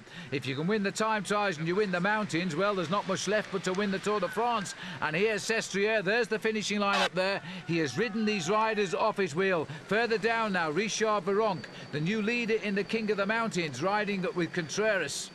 Armstrong is looking very controlled. He's not in any difficulty at all at the moment, Phil, and it's quite remarkable to think that he's turning Sestriere into Beech Mountain. Beech Mountain, the mountaintop finish where he won in the Tour du Pont back in 1996, and today he's really riding away from the best in the world at the Tour de France. And when you think what he was told in 1996, it's remarkable to see not only him wearing the yellow jersey, but actually trouncing the field at the Tour de France. Well, it wasn't far from Beech Mountain, North Carolina, in Boone, where Lance Armstrong found himself last year after going home from Paris-Nice, and he's come back. He came back and he finished 4th in the Tour of Spain, 4th in the World Time Trial Championship, 4th in the World Road Race, and that surely gave him the confidence that he could ride a great Tour de France. His whole season has been focused on it, and now Zuller is seemingly the only man between him and victory in Paris, because here he goes. He's dropped the other two and he's trying to reach Lance for the second time on this climb.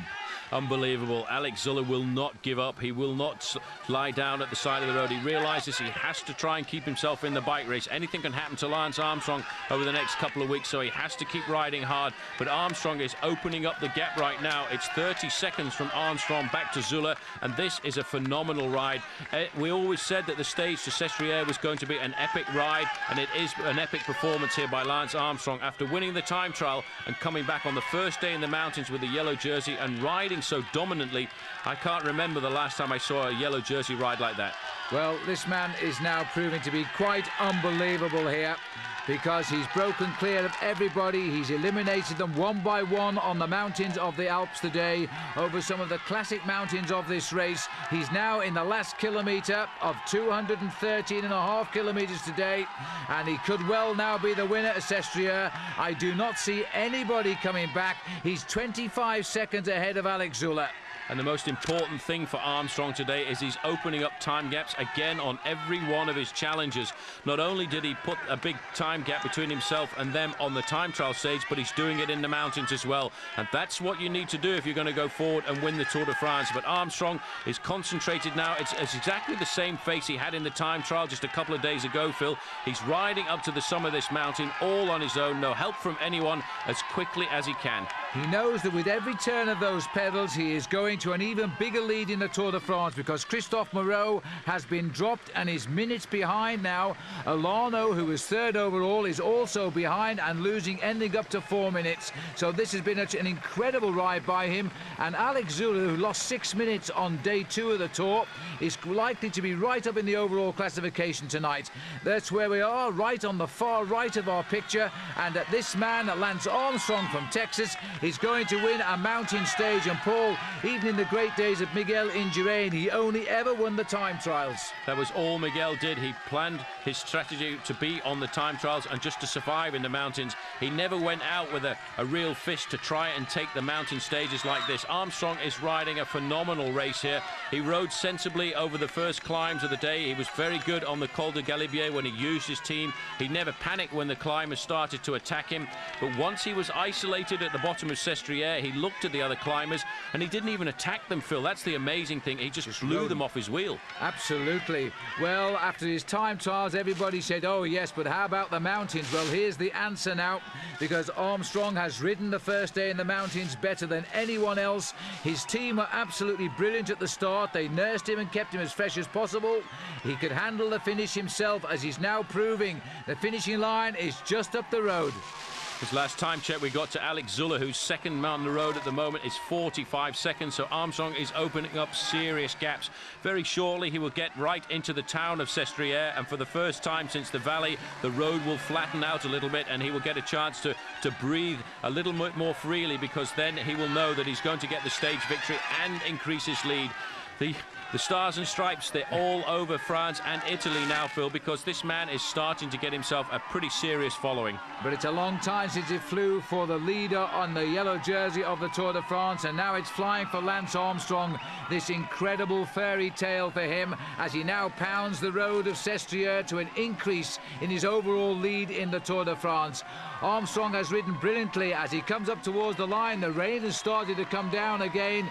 It's been off, on, off all day, but Lance Armstrong isn't going to worry about this because his day is almost done as he races into the Italian village of Sestriere, where some of the great champions have won here in the past. But this man has got to be one of the greatest now. He looks over his shoulder. He will see no one. Zuller is around about 30 seconds behind. He does up the zip on his maillot jaune, and he's going to feel very safe tonight, even though we have a really tough day to Alpe d'Huez tomorrow in the mountains. Armstrong now has destroyed the field. He has spread them across the mountain by the best part of an hour today. A number of riders have given up, and the arms go up in salute. Lance Armstrong looks to the sky, no doubt in memory of his friend Casatelli, who died in the Tour de France and of course was an Italian. Armstrong across the line, going further down the road now, Paul. This man is losing more time and still proving best of the rest. He certainly is best of the rest. This would be a completely different bike race if he hadn't lost over 6 minutes on the third day of this race on the Passage au Gois. In fact, he's recovered quite a bit over the last kilometres. He's just 31 seconds behind Armstrong, and Fernando Escartin, the early attacker, he's losing some serious time. Now, can Gotti take him on? Because Gotti will be the best Italian to finish atop of Sestriere now. But Escartin, who played his cards well, in the end was beaten by Armstrong and finishes third. Gotti is fourth. The race continues now. Beltran rode a brilliant race for Zuller and got him into second place as well. He comes over ahead of Richard Virenque, and Contreras will come over in seventh place. Well, this has been a smashing of the greats here in the mountain stage at Sestriere, and Lance Armstrong has proved the best of them all today. A lot of people expected the climbs to go out for you today. You actually turned the tables around and gave them a big slap in the face. Well, I wanted to answer some questions about that because there was a lot of people that that figured my climbing was suspect, and you answered that today? No, I mean I gave a response, but I wasn't trying to shove it in anybody's face. I just wanted to. I felt good. I saw an opportunity. So Dufault was dropped. Dufault was my main concern, and when he was dropped, then I went. And did he go? Lance Armstrong winning, 31 seconds ahead of Alex Zuller, 1:26 ahead of Escartin and Gotti. And Kurt van der Wouwer there of Lotto came up good at the end, 8th place for him, 3:10 back. And riders coming in all the time as the bad weather continued to close in on the field. Abraham Olano lost 3 minutes 10 seconds, while Laurent Dufault lost 3.5 minutes, and that was a lot. Christophe Moreau, he descended from second overall by losing 5 minutes and 4 seconds, and Pavel Tonkov, who crashed, 5 minutes 4 seconds lost for him as well. Lance Armstrong looking very, very good in the maillot jaune now, because his lead is beginning to grow and grow. 6 minutes and 3 seconds over Abraham Olano, 7:44 over Moreau's done well to hold on to third. Zuller is slowly climbing out of the depths of this race, 7:47 back, but in fourth place overall. Fernando Escartin did his best today, but he's still 9 minutes and 1 second off the pace. But look at this now, 10 minutes 34 to Tonkov. The new leader in the King of the Mountains is Richard Virenque, by just a couple of points ahead of Lance Armstrong, who followed him over the mountains today. And in the green jersey, Stuart O'Grady's got a firm grip on that for the moment at least, ahead of Eric Zabel. And this man, the former leader in the green jersey, he went out today, abandoned, while poor old Mario Cipollini crashed and was forced to abandon. Tonkov, who also crashed, did finish. So to the 10th stage, 220 kilometres. We're now bound for the mecca of world cycling, Alpe d'Huez. And Paul, if Armstrong is in a mood like he was yesterday, everybody's in trouble. Again, this is a very difficult stage, but it's a long stage, 220 kilometers. Zevgeny Spruk, one of the riders who crashed as well yesterday, didn't start this morning, so the field at the Tour de France is starting to be reduced in serious numbers. But over the first climbs, the riders didn't really want to race, Phil, but already several riders were put into serious difficulty, and one man who it's reported is not in very good shape is Axel Merckx. Well, that really is sad, because Father Eddie is following in the team cars today, watching son Axel. But it's Bastille Day, by the way, and we've not had a French stage winner yet. The last Frenchman to win on Bastille Day was Laurent Jalabert, and he isn't even here. He's over the road from here in Switzerland, where he calls home these days, and he won't start racing again till after the Tour de France. But the first sprint point of the day, it was obviously going to be Eric Zabel, who was out there trying to get himself back up there in the King of the Sprints competition. He's in the pink and white, but right on his shoulders there in the green is Stuart O'Grady. And this has become a great battle between these two riders. Zabel getting it, though, ahead of O'Grady and Christophe Capel. And so Zabel is nibbling closer once more to O'Grady. Remember, he's aiming for Sean Kelly's record of 4 wins straight. Onto the Col du Mont-Cenis, 67 kilometres covered, and Axel Merckx decided to abandon the race, and going with him, the Lamprey rider Jan Zverada. He was the man caught up in that melee with Tom Steels a few days ago. Onto the top of the climb, Konishev. Again, surprise points for Dimitri, followed by Vironk and Mondini. Gianpaolo Mondini there, coming over in 3rd place. But the big climb of the day is going to be the Col de la Croix de Fer. That really is a mother of a climb, because at 155 kilometers covered, that's where the race really did start to split to pieces. But again, I tell you, Phil, the US Postal Service did a great job, but 2 riders out in the lead, Stefan Erlo and Thierry Bourguignon, had a great advantage over the rest of the pack. In fact, almost 5 minutes over Roland Meyer there, and Richard Vironk leading up for the best of the rest, 6 minutes and 11 seconds behind Stefan Erlo. Remember that Erlo is trying to get a French stage win here. They haven't had one yet, as they're heading out now towards Bourg d'Oisans and up the climb of Alpe d'Huez. And that's where we are now, and these 2 riders, Paul, are still clear. Still clear, but it's not by very much. Their advantage was really starting to crumble. At the bottom of the climb, it was 4 minutes and 50 seconds. But you can see here, Stefan Erlo is fighting to survive. He's struggling and hoping that he can hold on to at least some of that advantage up to the top. Because for a Frenchman to win on Bastille Day at the Alpe d'Huez would be a great victory. Well, they got away at 77 kilometres covered today, Erlo and Bourguignon. There's the devil. And it looks to me as though he may have put the curse on Bourguignon, because he doesn't look at all well, and he's looked as though he's been suffering since this climb began. Erlo is now having to go for it or lose the stage, and he's been simply brilliant so far today. Stefan Erlo has been in 1 or 2 good breakaways since the very start of this Tour de France, so hopefully Mother Chance will smile on him this afternoon. A former wearer of the yellow jersey in the Tour de France and a former national champion, but that is where he has to drag his body. Alpe d'Huez, 22 corners to get yourself up to the summit. At the bottom of the climb field, the main field is already starting. And just look at this again. Armstrong is here in a great position, and again he's left with just 1 rider to look after him, Tyler Hamilton. This is Roland Meyer coming back. He tried to catch up with the other 2, he's failed. And just look at the way Hamilton has attacked the slopes of Alpe d'Huez there, Paul. Unbelievable, great job by Hamilton. But further up the road, the French are all shouting for this man, Stefan Erlo, who is trying to hang on. He's going to lose serious time, but if he can get himself into a good rhythm, he just might do enough to hold on and get the stage victory at the summit of this climb. The former French champion, not too happy there with the encouragements. These spectators sometimes get a little overzealous, and I've seen riders get knocked off by them. What spectators seem to forget is that these riders are going through all sorts of pain here. They're trying to compose themselves, concentrate on the climb, and the last thing they want are people touching them, of course. Erlo continues the climb up here, and there's nobody with him now. Bourguignon has dropped right back down the climb. Erlo, he knows this climb as well as anybody. Back to the chase group here, and again Tyler is riding simply brilliantly in the command of Armstrong. For the time advantage of Stefan Erlo is still 3 minutes and 30 seconds, so he hasn't lost an awful lot despite the big effort on the front of the main field by Tyler Hamilton. Armstrong is riding like a true champion, Phil. He's moving up into 2nd place behind his teammate to show the other riders in this group that he is still strong and he's not worried about any attacks.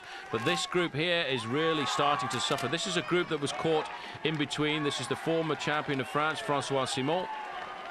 And they are in a little bit of difficulty, I think, because Simon has been yo-yoing at the back for a little while now, although you've got to hand it to him. He's a very courageous rider, and so too is Tyler Hamilton today. He's going to survive as long as he possibly can, but once more he's playing a perfect role here to keep Armstrong as fresh as possible. And the speed of these riders on the climb. Unbelievable. You can see on Tyler Hamilton's right knee there's in fact a little bandage. That was because he also was involved in a crash yesterday, as was Kevin Livingston on the descent down towards Sestriere. Well, this is Manuel Beltran, who's gone off that Armstrong group and is trying to get away now. So this will cause a reaction because the group is only just there. Paul, can you remember the last time we saw such a big bunch of riders so near the front? A long time since I've seen such a big group of riders on the slopes of the Alpe d'Huez. But what's happening now is Banesto are trying to take a page out of the book of Kelme from yesterday, the tactical book.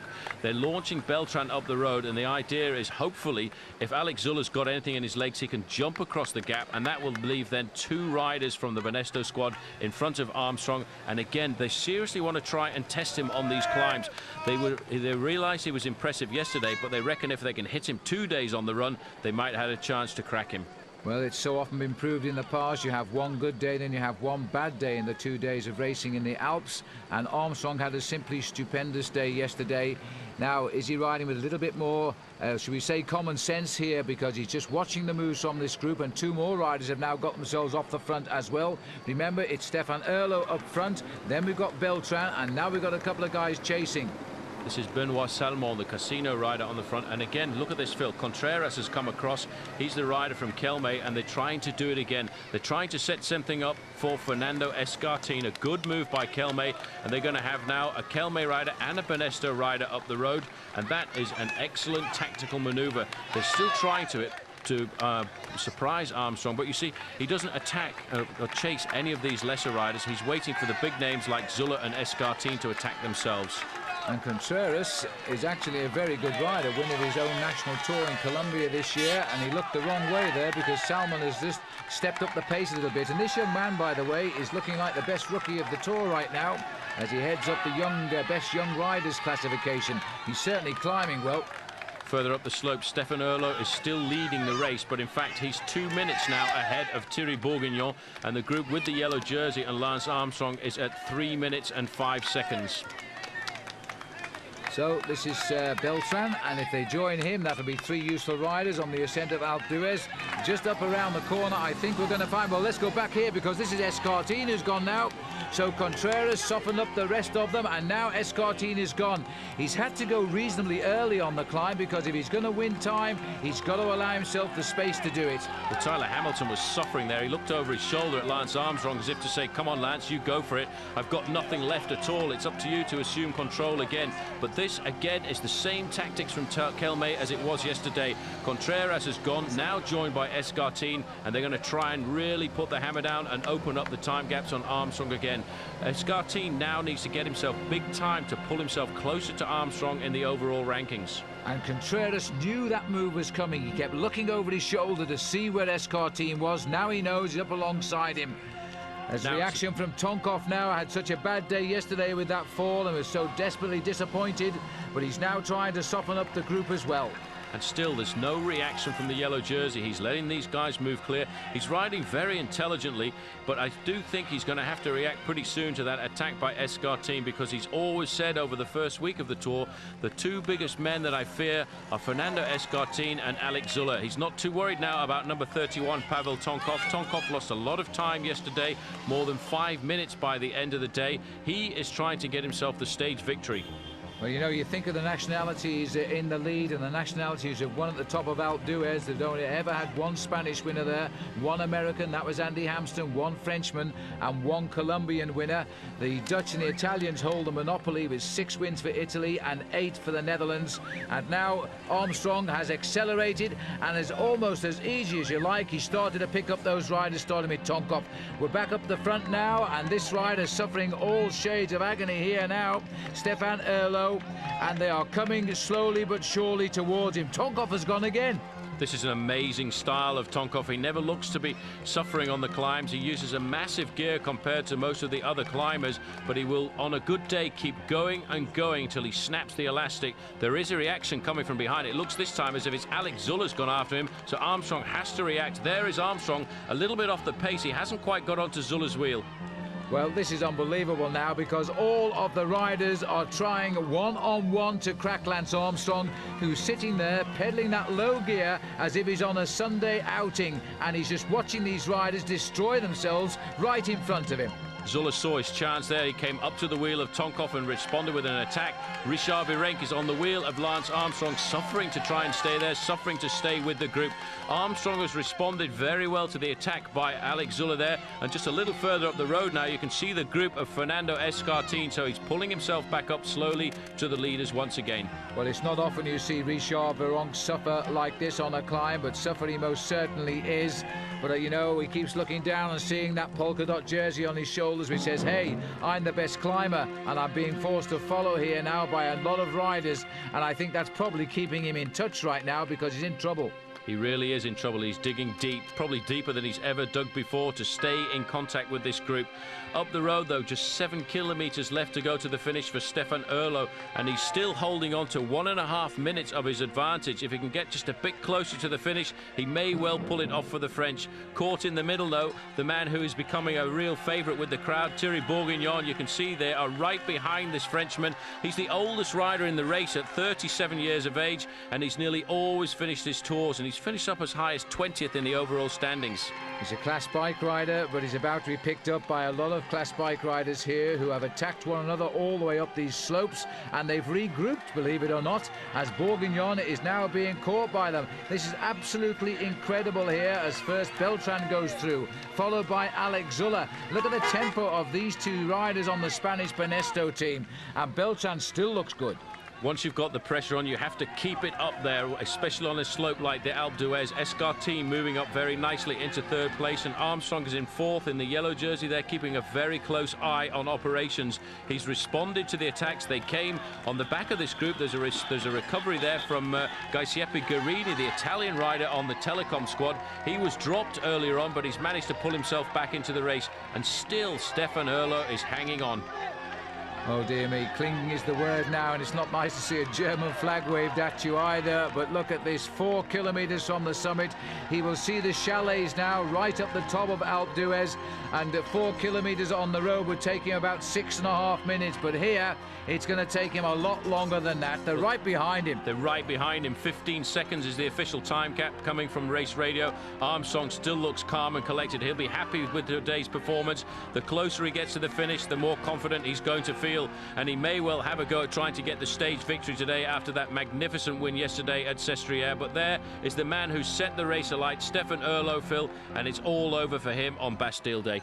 130 kilometers in the lead for Stefan Erlo. He's resigned to the capture. That's a great shame in many ways. Shakes his head as he sees them go through. He can't possibly hold on to them, but he's going to have a little go, I think, as Armstrong goes by him, followed by Tonkov, and then comes Contreras. He can't possibly hang on to the tail now. The winner will come from this group. Beltran on the front, 163 from Banesto. He's keeping the pressure on. He's probably hoping that the win can go to their man, Alex Zula. That is where they still have to climb. It's a horrendous climb. The attack now comes from Guerini. He's been sitting at the back, and he might well cause the surprise. The reaction, though, comes from Tonkov. He wants the win as well today. Well, Tonkov's still smarting after his bad day yesterday. He's done nothing but attack on this climb, but all of a sudden he eases up. He hasn't got the answer. Alex Zula looked at him and didn't like the way he sat up there, because he allowed the gap to open, and he's caught Zula too. Zula is winded as Guerini just looks over his shoulder, and looking at his face, he looks pretty cool at the moment. Well, that attack has blown away Beltran. He did a lot of work for Alex Zula. Zula looks to me as if he's got the measure of Guerini. It's down to about 30 meters, but Guerini's still out of the saddle, still bouncing away. This young man was brought across to the Telecom team to help Jan Ullrich this year in the mountains, but there is no Jan Ullrich, so he gets a free card to ride the way he wants to on the mountain passes. But it looks as if, in fact, Zula has cracked, because now he's seriously opened up a gap. It's around about 15 seconds they've sat up. Well, Guarini starts to go clear now, but what a select group they've got behind, and they don't know how to break each other up at all as they continue to come up. Now, Guarini is not going to upset Lance Armstrong's overall lead in the Tour just yet, and so there's no reason for Lance to counter the move. It's the other riders in the group who have to attack if they want to get the stage victory. Everybody wants to have a stage victory at the Alpe d'Huez on their palmarès. There, Tonkov has decided he's not going to lay down arms. He's gone clear. And Richard Virenque, I don't know where he's getting this strength from, Phil, but he has recovered, chased immediately by Escartine, and they looked as if, in fact, they put Armstrong into difficulty there with these constant accelerations. Armstrong doesn't seem to have the repetitive accelerations that the climbers have, but he lets them go and he pulls himself back slowly into the group. Winds them back in, and still Richard Virenque is tagged onto the back. There is Lance Armstrong, the perspiration running off him. Giuseppe Guarini is the man up front, chased by Pavel Tonkov. Escartini is still there on the left. In the middle is Alex Zula, also there. And it looks as though Tonkov now back in the fold at the head of this little group. Well, here is Guarini. Now, the last race he won was back in 1998. He won the 17th stage of the Giro d'Italia. Now he's looking to try and win the 10th stage of the Tour de France, and that will be a first. Another acceleration by Tonkov. Tonkov really wants it. He knows that he cannot slow down now. 20 seconds is the advantage of Guarini, and Tonkov has decided, I've got to go now. I've got to try and get the win at the top of the Alpe d'Huez for Russia. The response coming from behind, but now it looks as if Tonkov has broken the elastic, and he has managed to get away from the other leaders of the Tour de France, and they will now, Phil, start to watch each other. Escartini is going to watch Zula. Zula is going to watch Armstrong. But for this man, Guarini, this is what he's been waiting for. The red kite, the Flamme Rouge, just 1 kilometre left to go to the finish. His advantage 20 seconds over the rest. And now it's just 900 metres from the finish, and what will be the greatest win of his career here. And what on earth has happened? Good, I don't know what to say, because, Paul, that guy just stood in the middle of the road, and Guarini has hit him. Now he had 20 seconds, and the time gap is coming down rapidly. They'll come back pretty quickly, Phil. They've managed to get a bit of a recovery there. This is how it happened. That photographer there stood in the middle of the road. He didn't realise the distance. Guarini went straight into him. He must have really panicked when that happened. In fact, the guy who knocked him off didn't even try to help him back onto his bike.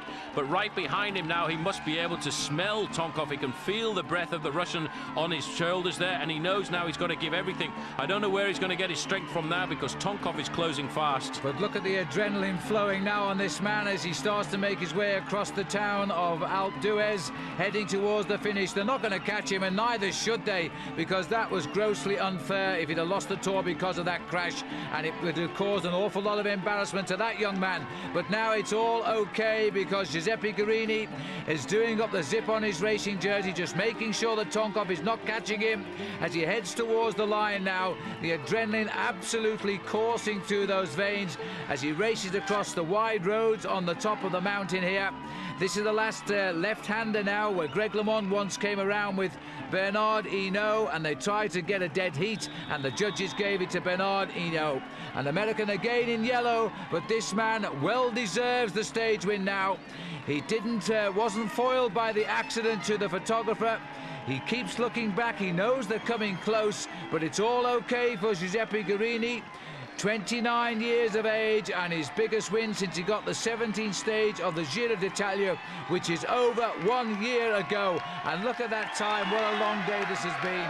But Guarini gets the win. Incredible performance. I don't know where he got that strength from, Phil, over the last few moments. Tonkov was closing down on him, but Tonkov himself slowed down towards the end.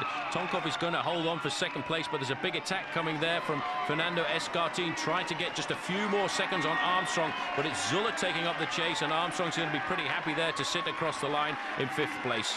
So Tonkov comes in, and Armstrong will be given the same time as that group, so all of the men who matter are right there alongside him. There's the result. Guarini by 21 seconds, 4 seconds better than Escartine.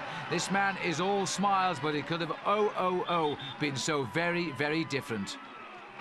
Sì, ho visto che si è messo in mezzo alla strada per farmi fare una foto, poi io ho deciso se passare a destra o a sinistra, e per tagliare la strada e farla più corta sono andato a sinistra, e lui si è spostato proprio a sinistra e mi è venuto addosso. How embarrassing was that? Well, Lance Armstrong came into the Alps with a lead of 2:20 over Christophe Moreau. He's going to leave them with a lead of 7 minutes 42 over Abraham Olano. And can you imagine how happy Lance Armstrong is now? Well, as he salutes the crowd here, we can now join him as he talks once more with Paul Sherwin. Do you not like to have won at Alpe d'Huez because the last American to win here was Andy Hampson, your former teammate? It's definitely a stage that is special, and it's actually more special than most because it holds so much mystique.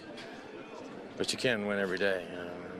Any thoughts of responding to the attack of Guarini, or were you just happy to keep an eye on Escartine and Zula? Yeah, no, I needed to. Today I didn't need to attack, and I didn't need to try and win. I needed to keep my rivals in check, and Olano was dropped, and some other favorites were dropped, so it was a good situation. The only thing I needed to do is be steady. Oh, it makes it sound easy, doesn't he? Well, Richard Virenque has had a good couple of days as well. 29 points clear in the King of the Mountains, while Stuart O'Grady is still clear of Eric Zabel in that race for the green jersey. The mountains are more or less behind us now as we run towards Saint-Étienne, but as Paul Sherwin knows, it's pretty hilly around the back of the city. It certainly is. This is the next 4 days of the Tour de France, Phil, are going to be very difficult. Although they are leaving the Alps behind, these roads around here leading down to the Pyrenees are very difficult, and the temperature, although it says 25 degrees Celsius, can climb up very easily to 35 degrees C and make it a very difficult, long, hard day in the saddle. And it wouldn't be a Tour de France, wouldn't it, without the sunflowers there. But this man not interested in looking at the flowers because he was in a group which broke away, and he's gone clear of that group now, and we're just under 30 kilometres from the finish.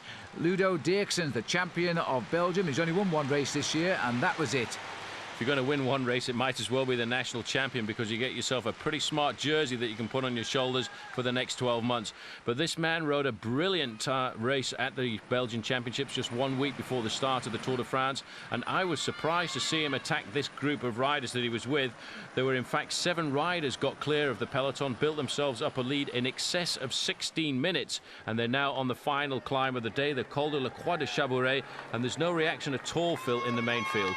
Well, it's like a club run at the back, because they're more than 16 minutes behind now as they've gone under that 25 kilometres to go banner, because all the riders who broke away here didn't affect the overall by a long way, and this rider has decided to go for what would be the greatest moment of a career which has not been going very long. He turned professional at 29 because he was a truck driver. He used to paint them, in fact, and now he's found himself as a good bike rider.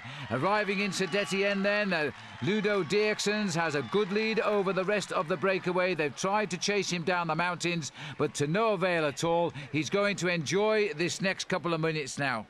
This is a great moment for a man to be able to win a stage of the Tour de France, but even to win a stage of the Tour de France with a national champion's jersey on your shoulders, it is magnificent. He doesn't have too much to worry about because the rest of the group, Phil, are more than a minute behind. And the main field has now been timed at more than 20 minutes behind. So Ludo Dirksen is going to climb up the overall classification tonight, but it won't worry him too much because he started the day 74 minutes behind Lance Armstrong. He won't be thinking about that now. Now, the race here for second place, and Alexander Vinokourov leading them out. I must say, a rider we expected to be in for the overall, but hasn't been. Vladimir Belli then going for it now. Vladimir Belli, and also in third line is Konishev, who's having his best tour for years here, Dmitry Konishev. Now, he used to be a good sprinter. He's won the last stage in Paris before now, and it looks like he's going to have a clear shot at second place. So Konishev coming forward, just getting Vinokourov on the line, and behind comes Vladimir Belli. And the rest of the breakaway drifting in. There's the time gap to the right of the screen. Rick Verbrugge there. Another Belgian, but this is the Belgian who'll grab the headlines tomorrow. The champion of Belgium, Ludo Dirksen's getting his first stage win in the Tour. Here's the main field. Look at the clock on the left, but Eric Zabel still needs points for that green jersey of Stuart O'Grady, and he wins the bunch sprint as well. That was for 8th place today. And again, he has beaten Stuart O'Grady in a sprint. This is the man who gets the flowers today in Saint-Étienne, though. The end of the 11th stage, Ludo Dirksen's ahead of Dmitry Konishev, Vinokourov, Belli and Verbrugge. Overall, though, no change at all. Olano, Zula, Dufault, Escartine are still the riders closest to Lance Armstrong. And the next, as we look down here on the city of Saint-Étienne, the riders now will continue what will be hot and sultry days as we head towards the south and our next destination, the Pyrenees. And so to stage 12, 201 kilometres from Saint-Galmier down to Saint-Flour. And the undulations continue under a very hot sun today, Paul. Well, these days are really going to wear out the US Postal Service team, Phil, because for the last few days, all they have been doing is sitting on the front of the main pack. Despite the fact that the breakaways have been going clear, they've had to assume control of the race, and that is going to wear them down. The breakaway got away again today, and it was David Echavarria who led them into the town. And among the riders abandoning, Ivan Gotti has gone today, and this rider dreaming now of his first stage win in his Tour de France, because he's now heading up to what is a nasty little climb up towards the finishing line. He was part of a group of 14 riders, and he's now decided to give it a go for the finish. It's really going to be a question of survival. His advantage over these chasing group of three is in only 20 seconds at the moment. Francois Simon is leading them, the French national champion. He's looking for a victory for France. Alberto Eli is the telecom rider in the pink and white jersey, and Steve de Wolf is the Belgian rider just on the back. In fact, Echavarria has stretched it out to 24 seconds, and the rest of the group more than a minute behind. And we've called it the Stefan Erlo group. That man has been in so many escapes, and he's yet to get a result out of a day's racing in the Tour de France. He came close at Alpe d'Huez. 2 kilometres to go now for the three pursuers of de Wolf, Eli and Simon, but they're getting no place to little David Echavarria. He is a rider that started out as a sprinter, having been the ex-amateur champion of Spain, but he's developed into a very good stage race rider because he's won the Tour de l'Avenir, what used to be known as the amateur Tour de France, and now it looks as though the pressure's going on here now, as again Francois Simon is trying to go clear as he races under the kilometre to go. Well, Simon got a lone victory at the National Championships himself just 1 week before the Tour de France, and this was the kind of finish that it was, but he's not going to do anything to catch David Echavarria because today the victory is going to go to Spain. So the Once boys are losing ground with their team leader Abraham Olano, but this young man is very much going forward now. His first stage victory in a Tour de France, and he's making the most of this. Little David Echavarria. And a good breakaway, late as it was, by the champion of France, but still the French are being denied a stage win in this year's Tour. As they come up to the line, it's Simon gets second this time around. And they're still looking for a stage win. It's never happened, by the way, when they haven't won at least one stage since 1926. Here comes Alberto Eli. He will go across the line in third place. And none of these riders, by the way, approaching Lance Armstrong in that leader's yellow jersey. So Lance Armstrong quite happy with the way the race is going at the moment, as the riders will continue through the heat of this area. The main field again are losing big chunks of time today, and again Zabel is proving best of the rest. So Zabel now is beginning to prove he is the best man for that green jersey. There's the result of the day, and Frédéric Bessy of France getting 7th place. All these riders in the original breakaway.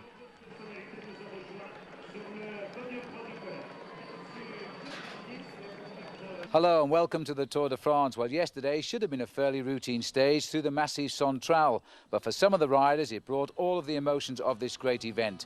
Happiness, sadness and mixed feelings.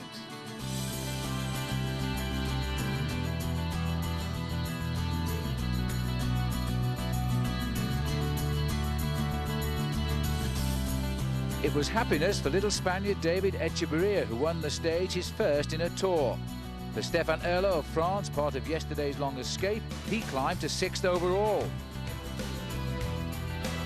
But it was sadness for the Swede Magnus Backstedt, who, with an injured knee, retired in tears. Australian Stuart O'Grady has hated these travel days between the Alps and the Pyrenees, and yesterday he trailed home and lost his green jersey to Eric Zabel.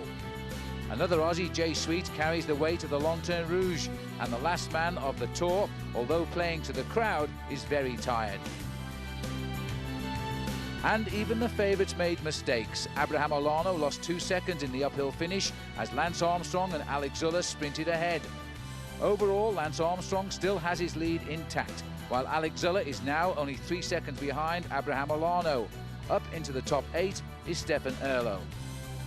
And to add to a controversial day, Lance Armstrong, who conserved his big lead, has found other adversaries among the media.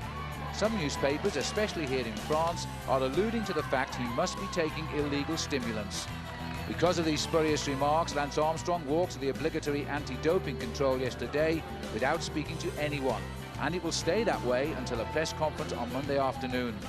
That was confirmed by the team's general manager, Mark Gorski, when he spoke to Paul Schoen this morning on the telephone from the team's hotel just before they left for the start. He and I have decided that he's just going to take 2 or 3 days where he's going to take some time off from doing the interviews just to provide him a little more time to recuperate. I think Lance is, without question, the best athlete in the professional peloton. He doesn't need any performance-enhancing substances to be the best, and I think the fact that it's a fairly level playing field this year is why he's winning the race. I think he's angered by the allegations, and there's certainly no truth to them at all. He's taken a couple days off, as we just said, from any more media interviews. He's done an awful lot in the last week, and he will be doing a press conference on Monday afternoon. He is definitely not taking performance-enhancing drugs. Can you confirm that? Yeah, it's part of a very strong team policy that we have on the U.S. Postal Service team. It's in every rider's contract. There's no gray areas like there may be on some other teams, and we're very clear on it. And I have no doubts that Lance is absolutely clean and looks forward to a strong last few days of the Tour de France. Well, there's no doubt that some sections of the press, mainly French, simply cannot accept that Lance Armstrong is winning this Tour de France by such a great margin. But the thing is, but for the crash of Alex Zula, the gaps would be a lot closer, I'm sure of that. Anyway, this is now the longest stage of the race at 236.5 kilometres or 148 miles as they go away from Saint-Flour to Albi, and we can expect again a very hot day. This is one of the stages that Armstrong was pretty worried about, Phil, because there are 7 climbs on the day and hardly any flat at all. And the breakaway got to get away again early on, and at first sprint point at Laguiole, they had 8 minutes and 30 seconds over the group. But for Lance, it was a bad day because he lost another teammate. Peter Meinhard Nielsen was forced to abandon with an injured knee. And that's sad because the 2 previous years the US Postal Service have ridden the Tour, they've never lost a man. Now this year they've lost 2 men with injury, both with injury really, thinning them down to 7 riders. Abraham Olano here, back in the main field and still working out where on earth he can go in this year's Tour now. Onto the Côte de la Moisietti, and the breakaway still well clear here, 96 kilometres covered and 13 minutes 15 seconds the advantage as Mariano Piccoli leads them over the top of the climb.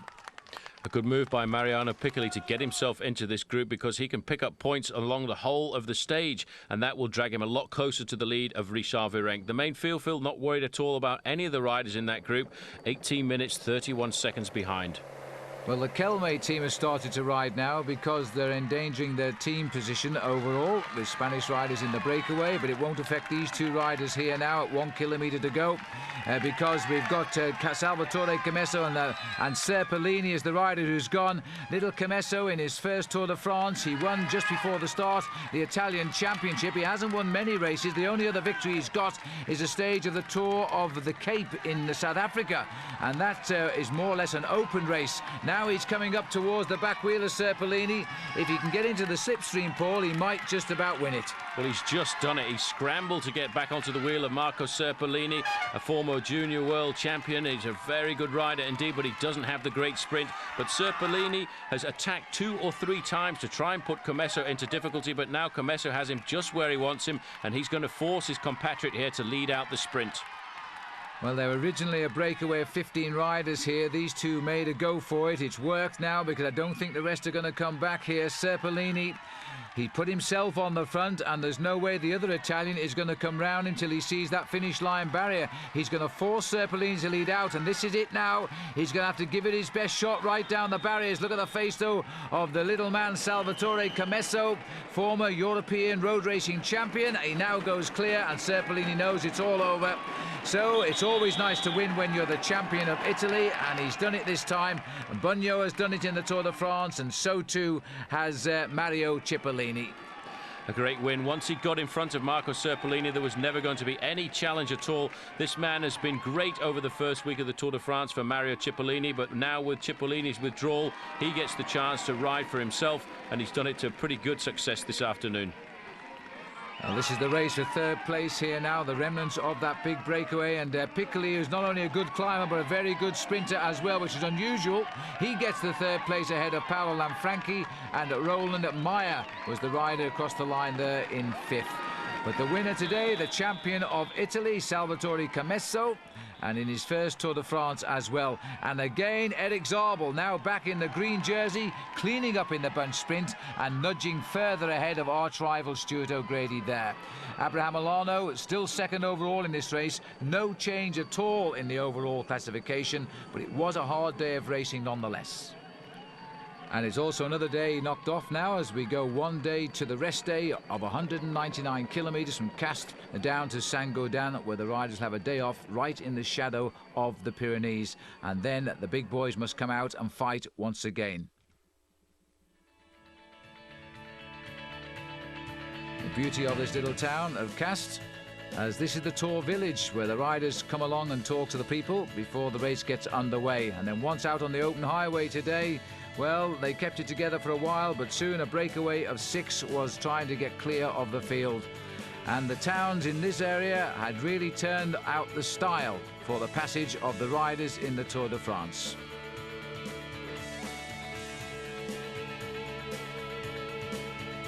The beauty of the Tour, under the escort of the US Postal Service's riders, who really have rallied around their team leader and the race leader, of course, Lance Armstrong.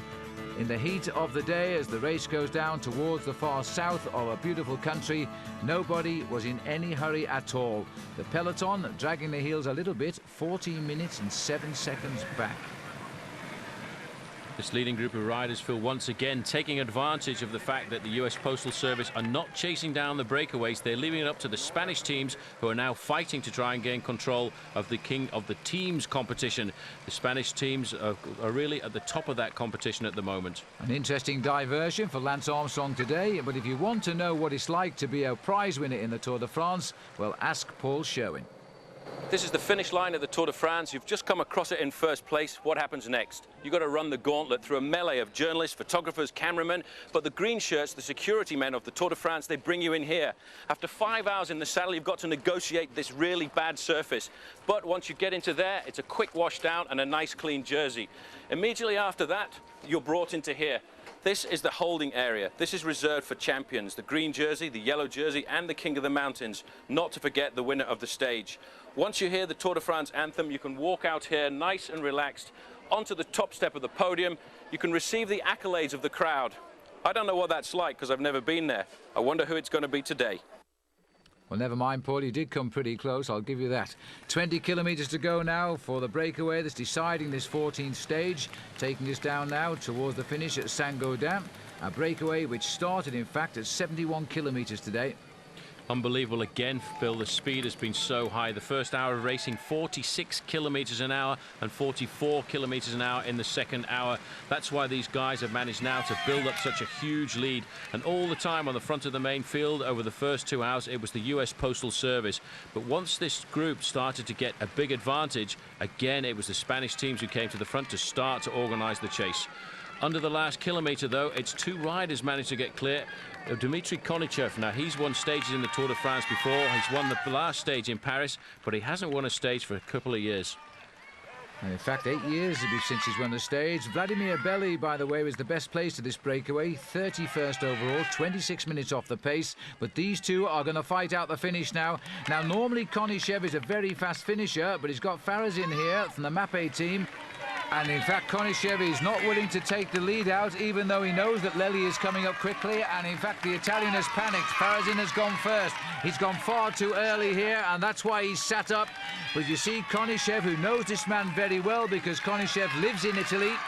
He's had a lot of firsts for Russia as a professional. He was the first world medalist in Chambéry when he got silver. He was the first man to pull on the polka dot jersey as leader of the King of the Mountains in the Tour de France for Russia.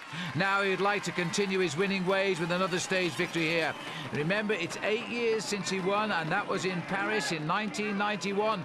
And now he goes again. And this time I think it's for real now, because Dmitry Konichev of Russia is going to make it fairly easy. Farazin did his best, It all didn't work out for him. He gets second, and Lely gets a frustrated third. Now the race from the rest here.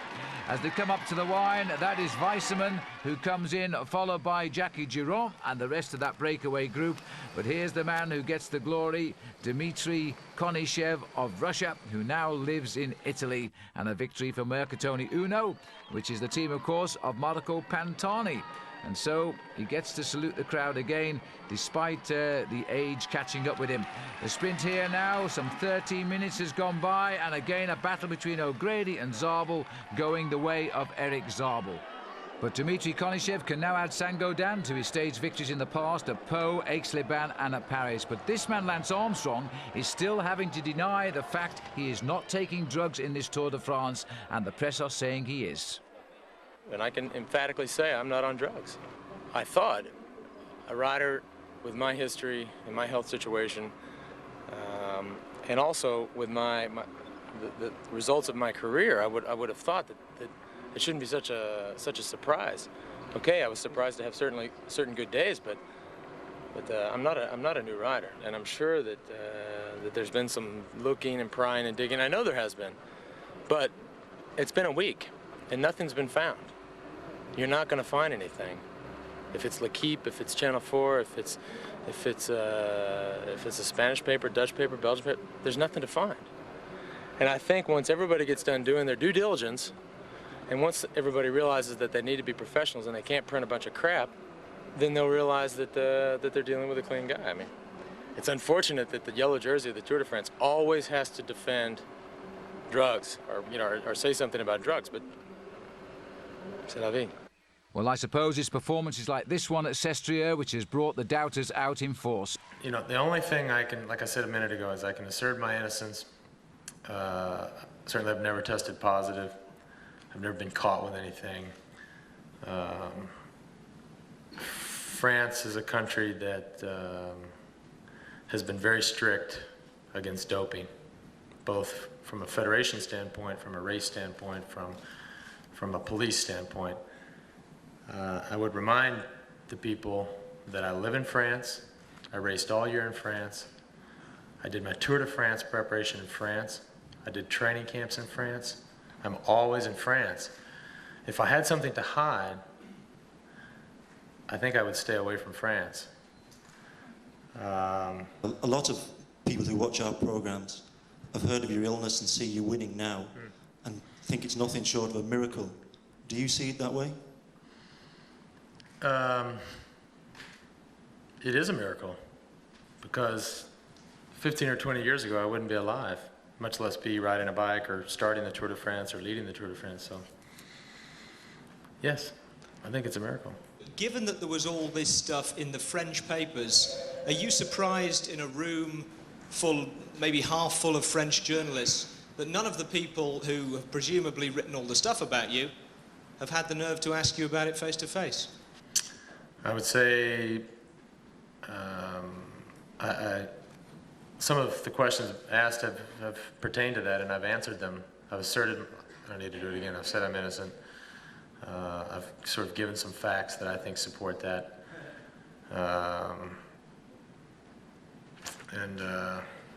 If they're here, they can certainly ask the questions. So like I've said the whole time, we have nothing to hide.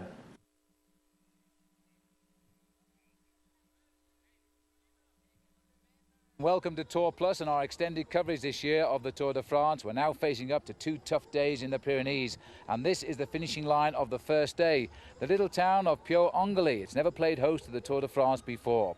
Well, yesterday Lance Armstrong called a press conference in Saint-Gaudens, and he went a long way to convincing the press he really is riding this tour without taking drugs. There was even a moment of humour. One of the journalists stood up and said, "But Lance, tomorrow all of the Spanish riders are going to attack."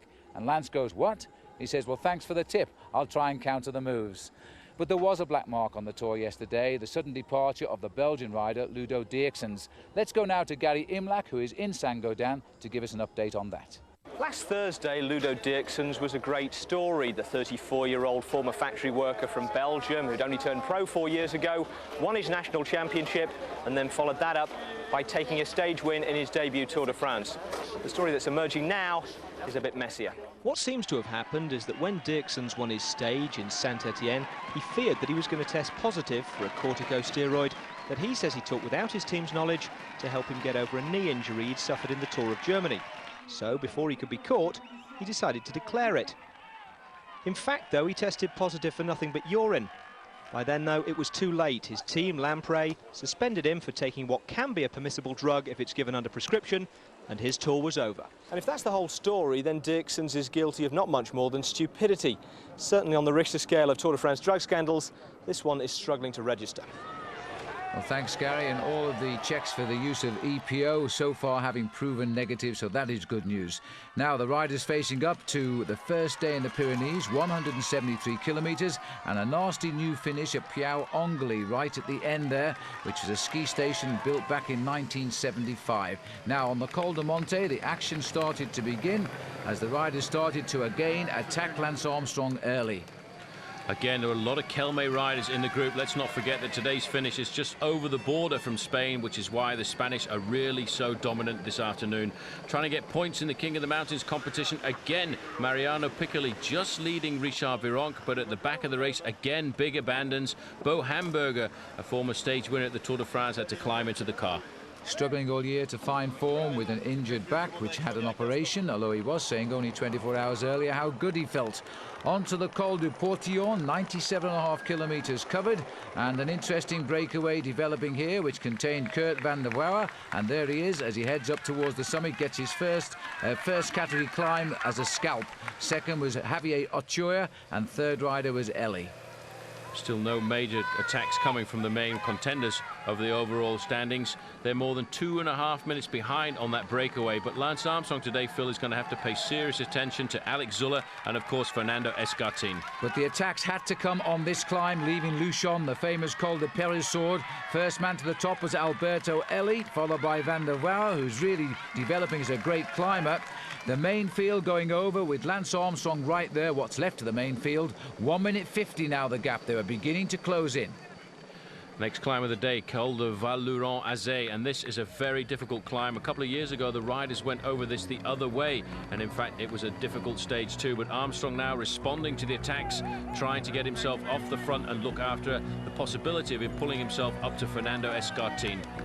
So Armstrong on the move here now, and in fact this move was being welcomed by Richard Virenque, who was waiting for it, I think, as Armstrong made it. It had to come sooner or later, because Fernando Escartin, Laurent Dufaux, Andrea Perron and Ellie are all up the road. Escartin and Dufaux actually reaching the breakaways without Lance Armstrong.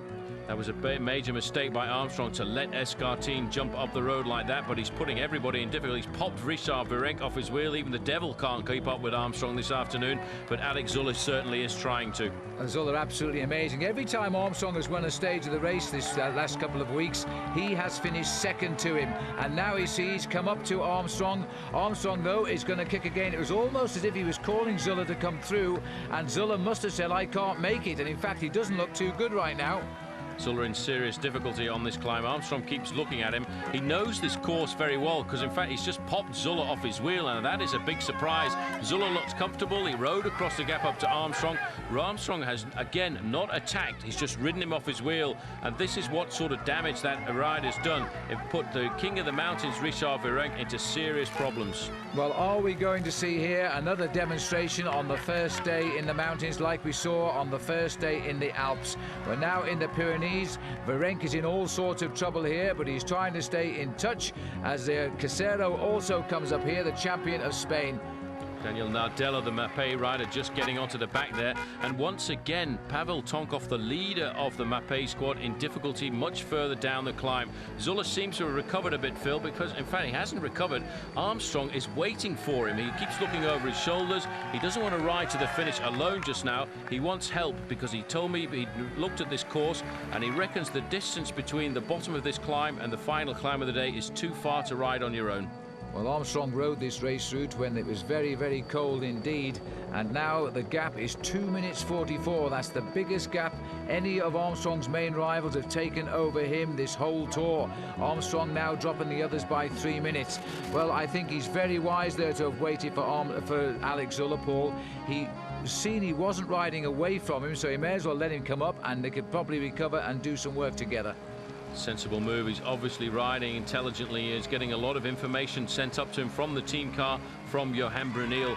All of the US Postal riders using a very sophisticated two-way system to keep in contact with Johan Brunel in the car to know just exactly how the race is unfolding. But this man today, Phil, is doing the ride of his life. Fernando Escartin has never won a stage in the Tour de France, and this stage at Piau-Angoli finishes just over the border with Spain.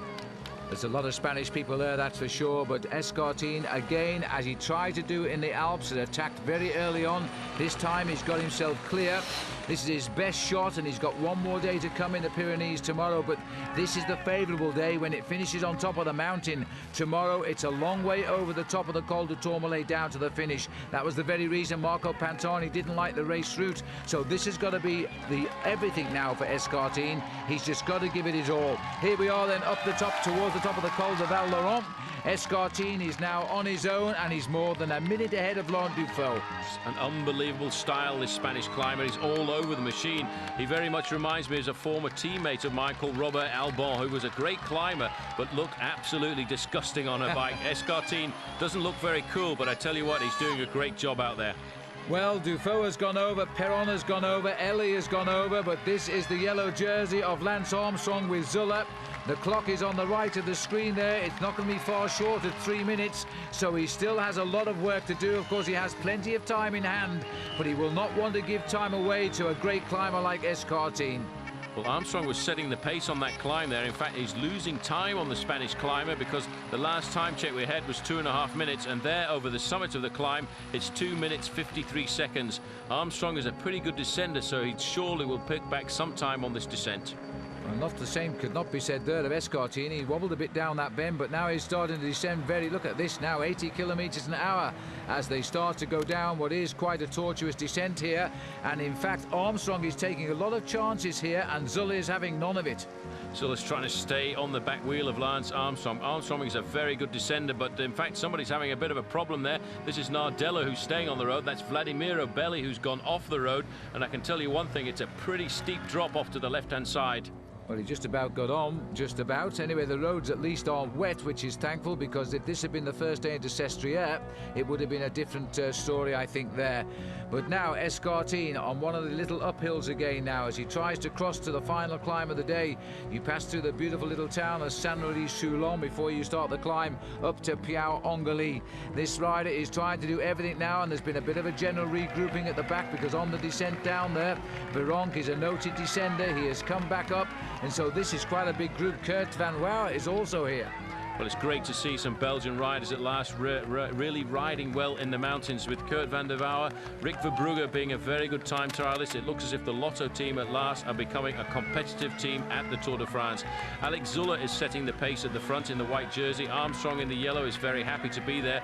And once again, though, Phil, because of all these attacks by the Spanish teams, he doesn't have any teammates at all left with him. He's going to have to respond to all of the attacks, which are certainly going to come on this final climb of the day.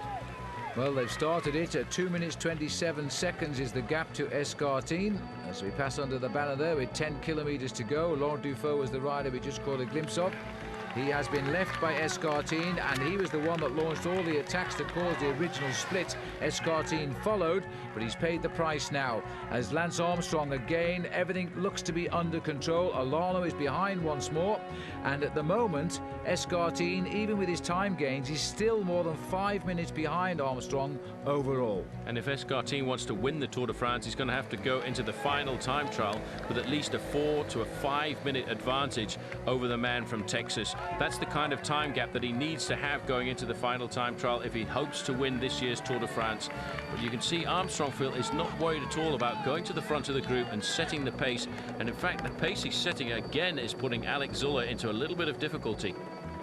Well, they might well see Laurent Dufaux a little bit further up the road if they keep up. There's Andrea Perron. He's been in the break for most of the day, but all of a sudden his legs have gone to rubber, and he slides rather rapidly out the back of this group here.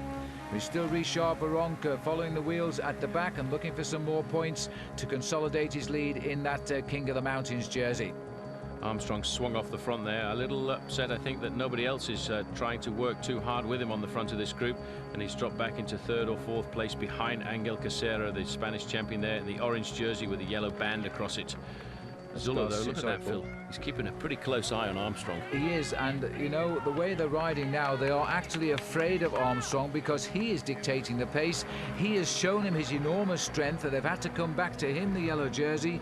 He's also hurt Alex Zuller again today, and still Zuller is going to set the pace here. So it's Zuller, Armstrong, Casero, Garcia is the rider in the Vitalicio colours, and also Virenque just behind there. Well, Richard Virenque is supposed to be the best climber in the Tour de France, but at the moment he's really playing survival. He just seems to be hanging on the back of all of these groups when the road goes up to the summits. Armstrong doesn't feel the pace is hard enough for him, and he comes to the front of the group. But again, you can see he's using a very small gear on the climbs, ticking over quite rapidly, just like Miguel Indurain used to do. But the big difference between Indurain and Lance Armstrong is around about 20 pounds, because Armstrong, since his illness, has dropped down from 80 kilograms to 70 kilograms. And now this is not an attack again, Phil. He's just riding everybody off his wheel. It is quite amazing at the moment, and once more he's put Alex Zuller in trouble. Zuller did his best to keep the pace up. He's a very courageous bike rider, but he could not take a wheel once Armstrong accelerated, and he slipped straight down the line and out the back. And Armstrong has done likewise at the front now. This man has no limit to his strength here. He's just going clear again. Well, this not only is going to be good for Armstrong's morale, it's really going to batter the opposition. They will not know how to handle this. The big question about Lance Armstrong before the Tour de France was, will he survive in the big mountains? He went out and rode superbly in the first 2 time trials, and then he came out to Sestriere, but they didn't know how he was going to handle the Pyrenees. Well, I think once again he's answering the questions of the skeptics. You're absolutely right. They certainly know now. Alex Zuller here in desperate trouble yet again at the back of the race. This man is not in trouble, but he wants to use his legs and his strength to gain as many seconds as he can over Armstrong, and the result is at the moment he is being limited. His escape has been limited by Armstrong, who is countering the move at the moment.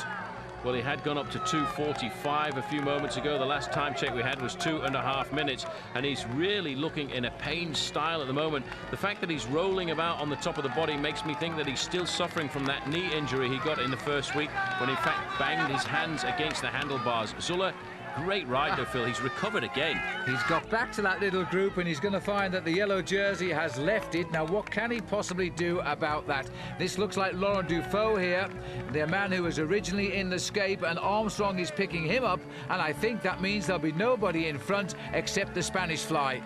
Laurent Dufaux went out again today to try and move himself up high in the overall rankings. This man, one of the disgraced Festina team from last year, had an 8-month ban from the Swiss Federation, but he's fought his way back to the top of the sport. But this man also is trying to fight himself back to the top of the sport. He's the darling of the crowds here, I have to say, despite the fact that the organisers didn't want Richard Virenque here at the Tour de France. The most banners I've seen at the side of the road have all been to encourage the King of the Mountains, Richard Virenque. There is no doubt he is the most popular French cyclist, Richard Virenque, but right now he's trying to catch up with the most popular American cyclist here, because Lance Armstrong is well known in Italy and in France, and they appreciate what he's doing and where he's come from to be in this position. And Armstrong now has come up behind Laurent Dufaux and has decided to take a quick breather here. I don't know whether he's going to attack him, but we're going to know pretty soon. They can't say that Lance Armstrong hasn't done proud to the yellow jersey. He's ridden like a true champion. He attacked with the yellow jersey on his shoulders on the stage up to Sestriere, and today he's waited to the bottom of this climb to try and again put time between himself and Alex Zuller. But one thing I don't think he counted on, Phil, was the performance of this man. 111, Fernando Escartin. He still has a 2.5-minute advantage over Armstrong. Well, despite all of his Tours de France and his high finishes, he's never won a stage yet, but he's just inside 3 kilometres away from that now. And again, Alex Zuller has dug deep into his reserves. He shed everybody, and he's trying to come up here to Richard Virenque. This man is such a courageous bike rider. He really is doing a great ride. He's pulled himself up to Virenque. and he really is pulling himself back into this bike race. He's been in difficulty 3 or 4 times today, but he's had the courage to fight back. There is Lance Armstrong's group. Angel Casero has got across there to Lance Armstrong as well. Virenque is just about to make contact, and in fact I reckon Alex Zuller is going to do the same thing. So the man that he wanted to distance has recovered and pulled himself back into the bike race, as has in fact Kurt van der Wouwer, number 86, the Lotto rider, who for me is one of the revelations of this year's Tour. Yeah, absolutely. He's being overshadowed by the revelation, of course, Lance Armstrong. Otherwise we might be talking a lot more about Kurt van der Wouwer. But Armstrong now still ahead of the riders who are desperately beginning to regroup here and form a pact around them. And Armstrong is back as well. So we're getting a group here of Dufault, Armstrong, Casero, Virenque, and about to get on the back again, Alex Zuller. Well, one of the spectators sticking something onto the backs of the riders there, and Armstrong won't be too happy about that, and if he gets a little bit closer he might get a bop on the noggin there. But Armstrong getting himself composed again, getting himself back into the bike race, leaving all of the pace setting here up to Laurent Dufault. But he will be surprised, I think, to see the recovery of these other riders, because I reckon when he took off at the bottom of this climb that he felt he was going to ride away from everybody again, as he did in Sestriere, and they've all managed to recover and pull themselves back up to the yellow jersey.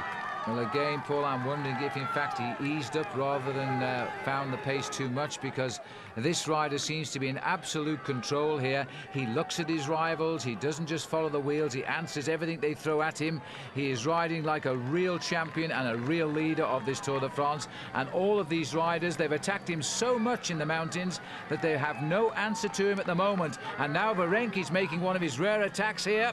He goes, and look at the speed of Armstrong. Hardly a change of look on his face and a simple acceleration. Incredible response to that attack. Richard Virenque trying to get himself away, pull himself up to Fernando Escartin, but nobody is eating into the time advantage that Fernando Escartin has today. But Armstrong now doesn't want to let anybody else get clear. That's why he responded immediately to that acceleration by Virenque.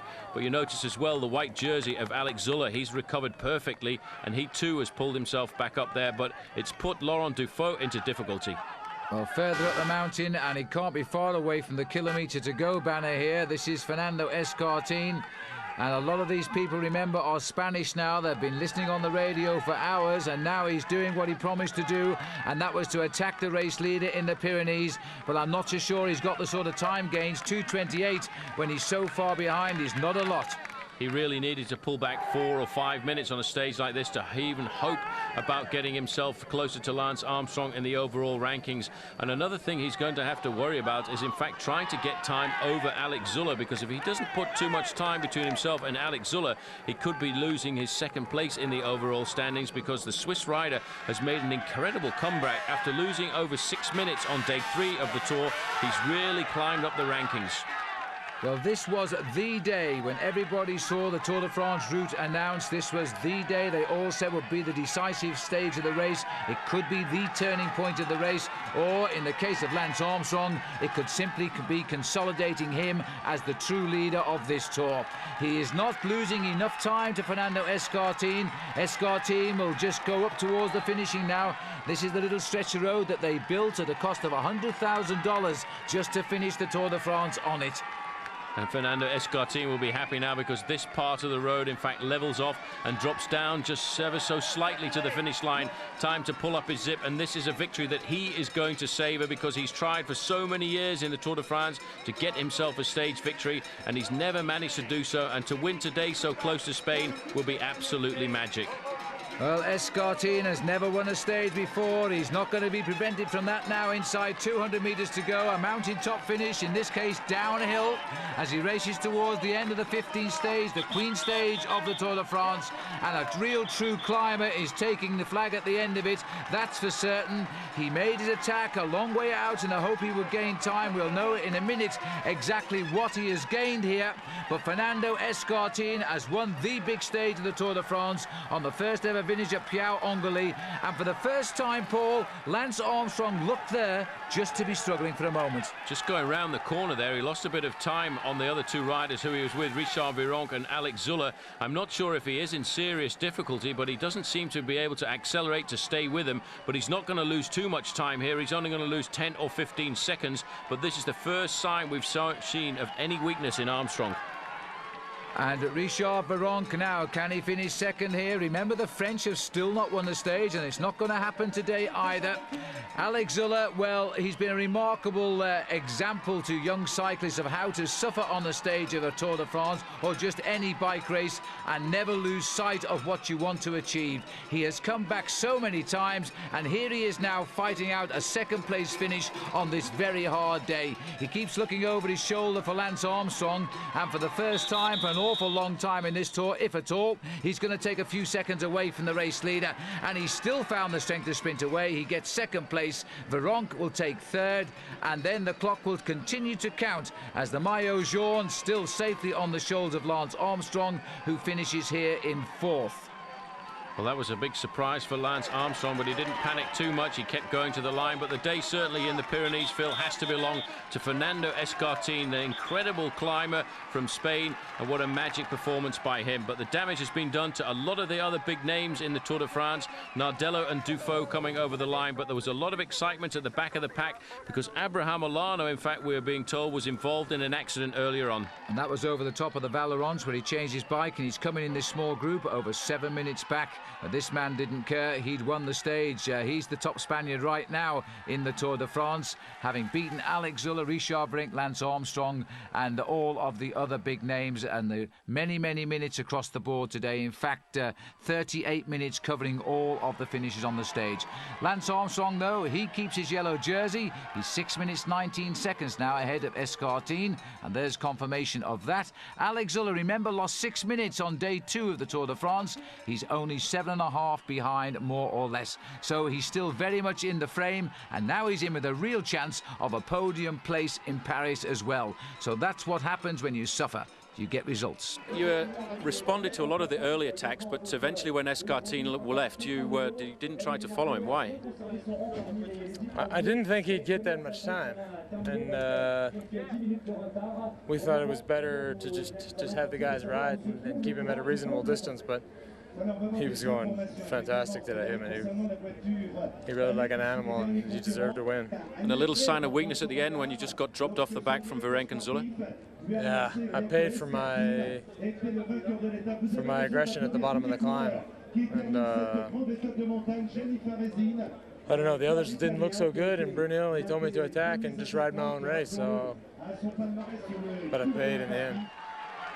Yes, Lance, but nothing too serious, just a few seconds. Richard Virenque consolidating his lead in the King of the Mountains and looking now for a 5th title in the last 6 years. And a good competition in the green jersey, 10 points separating Zabel and O'Grady. That sets a run and run. But on the descent of Valorons, where Olano had his problems, so too did the Banesto rider, Manuel Beltran. He hit a race referee and, in fact, continued through to the finish here, but retired on the start of this stage, stage 16, 192 kilometres, now taking the riders from Lannemezan down to Pau, crossing some of the most famous mountains in the Tour de France, which were introduced in 1910. As always, Phil, it's the US Postal Riders on the front. A great day of conditions. Not too much wind, a west-northwesterly at 9 kilometers an hour. 26 centigrade in the valleys, but over the top of the mountain passes, it drops down to about 14 degrees Celsius. And there is a big possibility today of very low cloud. The first sprint came at Saron-Colin, 16.5 kilometres, and the leader didn't matter too much, Sébastien Demarbet of Lotto, but the sprint for second place was very important between Eric Zabel and Stuart O'Grady, the two who seem to have made this competition for the green jersey their very own. And it was the green jersey holder, Zabel, who nipped in just ahead of Stuart O'Grady. Then towards the top of the Col d'Aspin, it wasn't a difficult climb, all the field contesting it here with sprinter Robbie McEwen going for it. Then a strange thing happened. He decided to sit up and allow the climbers going for the prizes, and it was Piccoli ahead of Virenque and Arietta as they crossed the line. Very weird thing there, Richard. Robbie McEwen obviously not wanting to falsify the sprint at the top there, because Piccoli's still going to fight all the way to the finish. But on the Col de Tourmalet, Phil, the clouds certainly came down, and that had a major effect on the race, and that's where the big hammer came down. And this was the start of all the day's action now, because here on the climb, a 17.5-kilometre climb, more than 10 miles into the sky of the granddaddy of them all, the Col de Tourmalet, over 2,000 metres. The breakaway forming here, and Tonkov is heading the charge here. Alberto Eli is the telecom rider. Echeverria, the little Spaniard who's had one win at Saint Flour, is in second place. And this is an interesting move. Armstrong and Escartine shadowing each other, but they're not in the breakaway. It's amazing to see Pavel Tonkov, this man we were expecting to see high in the overall rankings, but he's had a very up and down Tour de France. He had an accident when we went into the Pyrenees. He was involved in a small crash on the road to Sestriere, but he never has really shown that he's going to be a big challenger for the final top three in this year's Tour. But he at the moment is lying 11th overall, and a ride today like this could move him very nicely into the top 10, but certainly not close to third overall. Well, Tonkov letting his impressions known of the young spectator there. You really can't do that to cyclists who are giving their all on a mountain like this. It is certainly no joke to these guys who are flat out at the moment. And just look at Kevin Livingstone here again, like Tyler Hamilton, doing his very, very best to help Armstrong. And at the back of the race, a little bit of trouble here. Stefano Gazzelli, the teammate of Marco Pantani, going out at the back of the group. Livingston riding a stormer here on the slopes of the Col de Tourmalet, setting the pace ahead of Belli, moving up into third place. That's Alex Zuller. In this group, Fernando Escartine. He must obviously be thinking about this as the last possibility to try and consolidate his place in the overall rankings. He's currently lying second, and I reckon he'd like a couple more minutes advantage over Alex Zuller before we go up to the final time trial. On the back, Laurent Duflo himself riding a very good, so consistent Tour de France this year. Well, I think once Armstrong gets down to the finish in Pau today, providing he's lost no time, he'll feel he can win this Tour for sure now. The time trial will put the advantage back to him, evidenced by the fact he's won both time trials so far in this year's Tour. The Col de Tourmalet bathed in sunshine for the moment, but there's a lot of cloud lying around the surface, and Armstrong's group is not really losing time, Paul, just 25 seconds, and thanks to this rider here. Unbelievable. They've been swapping around Tyler Hamilton and Kevin Livingstone every other day on the big mountain stages. Today is the turn of Kevin Livingstone, and this man rode a fantastic Tour de France last year for Bobby Julich when he was on the Cofidis squad, but he wanted to come back here to US Postal to ride alongside Lance Armstrong. He also lives in Austin, Texas, and is a very good friend of Armstrong, and today that's all he's thinking about. Not thinking about himself, not thinking about his own personal place at the end of this Tour de France, but the win for the team. And that's how a domestique has to think. And well, probably as well he left Cofidis, I think, because it's been a tough tour for them with their lost Bobby Julich in the time trial at Metz, and Christophe Raniero, the winner of the King of the Mountains last year, has been a comparative failure this time around. These are the leaders still setting the pace. Tonkov looking good, and David Echeverria, I said earlier, he's a man for stage races, and again he's proving it now. Well, it's a real rock around the clock for David Echeverria, because one day he's winning a stage on the flat, and the next day he's right at the front in the mountains. He, in the moment, really is thinking more about Abraham Alano. He's hoping that Abraham Alano can recover, but he's not even in the group with Lance Armstrong at the moment, because Alano, once again, Phil, on this stage, is losing time on the mountain passes.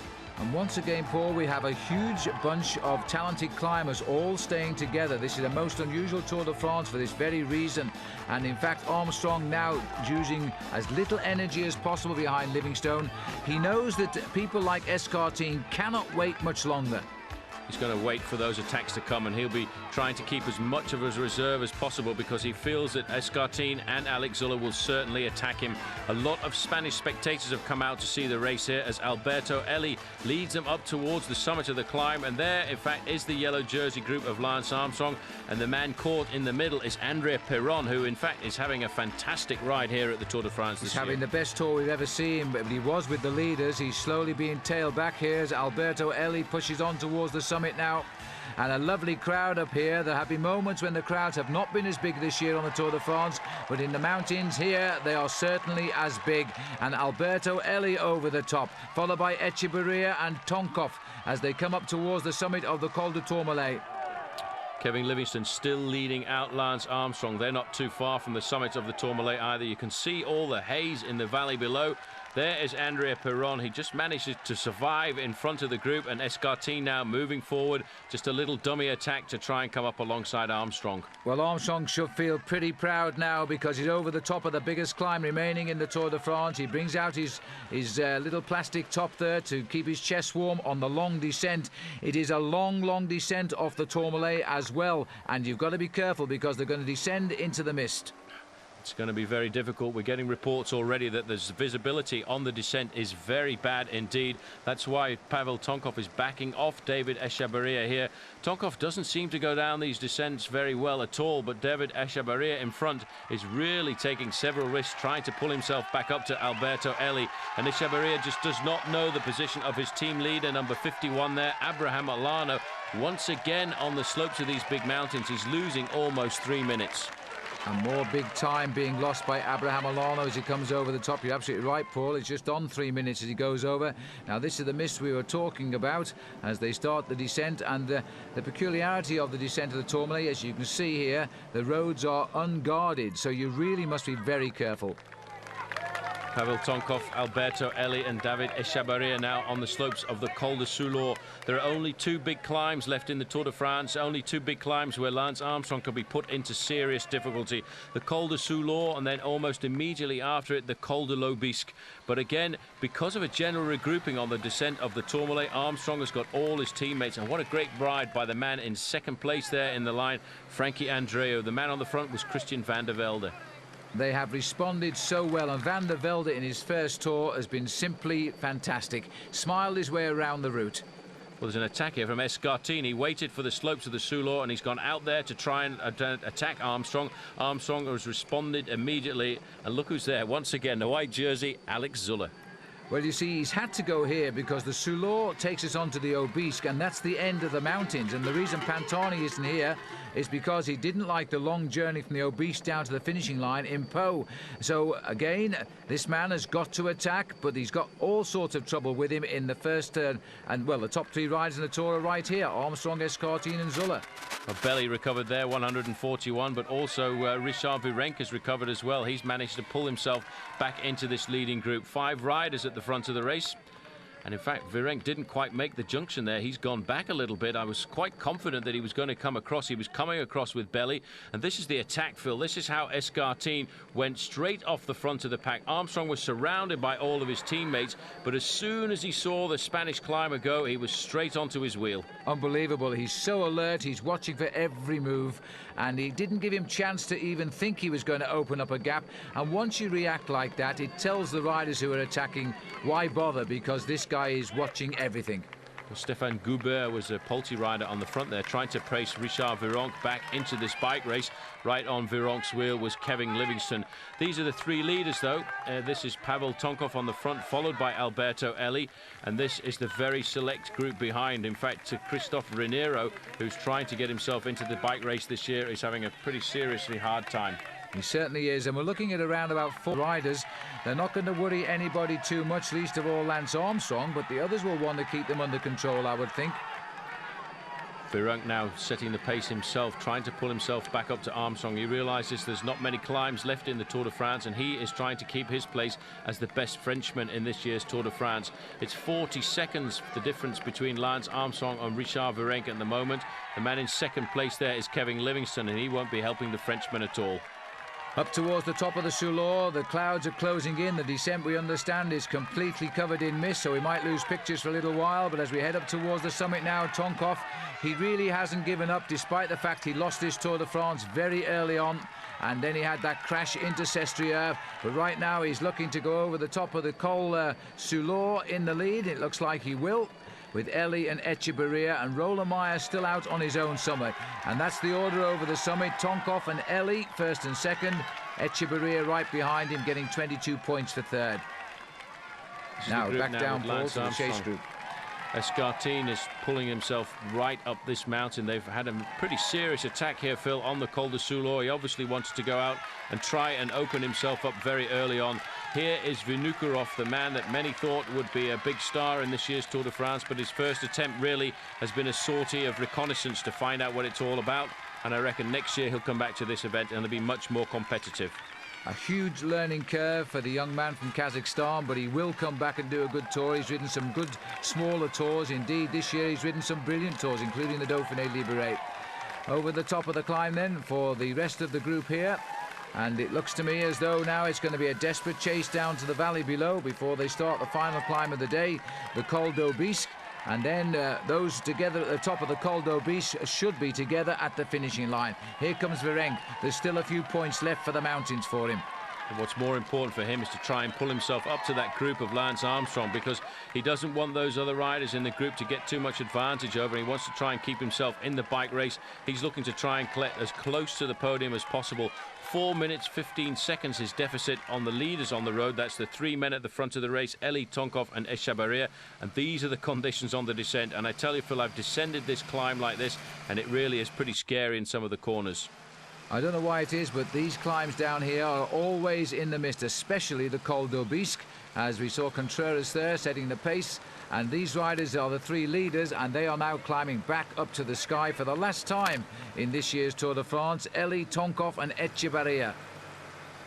Chasing group is not too far behind them. The last time check we had was just around about 1 minute, so the group of Lance Armstrong really is starting to eat into the lead that these three riders have here, and that a lot of work is being done by Alberto Elie, and even further down the main field is losing serious time. The group of Richard Virenque now, behind the group of Virenque, in fact, is the group of Abraham Olano. Olano is trying to pull himself back into the bike race, and there in second position, Andrea Perron, riding a good day in the mountains, Salvatore Comesso. He certainly is. This young man is also a big surprise. There are so many new names coming through, and I would like to think for the right reasons in this year's Tour de France, because it does seem that the dope controls and the blood tests that the riders have had to take, I think the message at last is getting home, and we're looking at a very hard-ridden, clean Tour this year, and I certainly hope so. And Lance Armstrong, if he is to win this Tour de France, will be an outstanding winner of it. He's surrounded by the Spanish riders who have never given up attacking him at all in this year's Tour. Well, at the back of this group now, it looks as though Francois Simon is getting himself into a spot of bother as well, along with Christophe Rinero.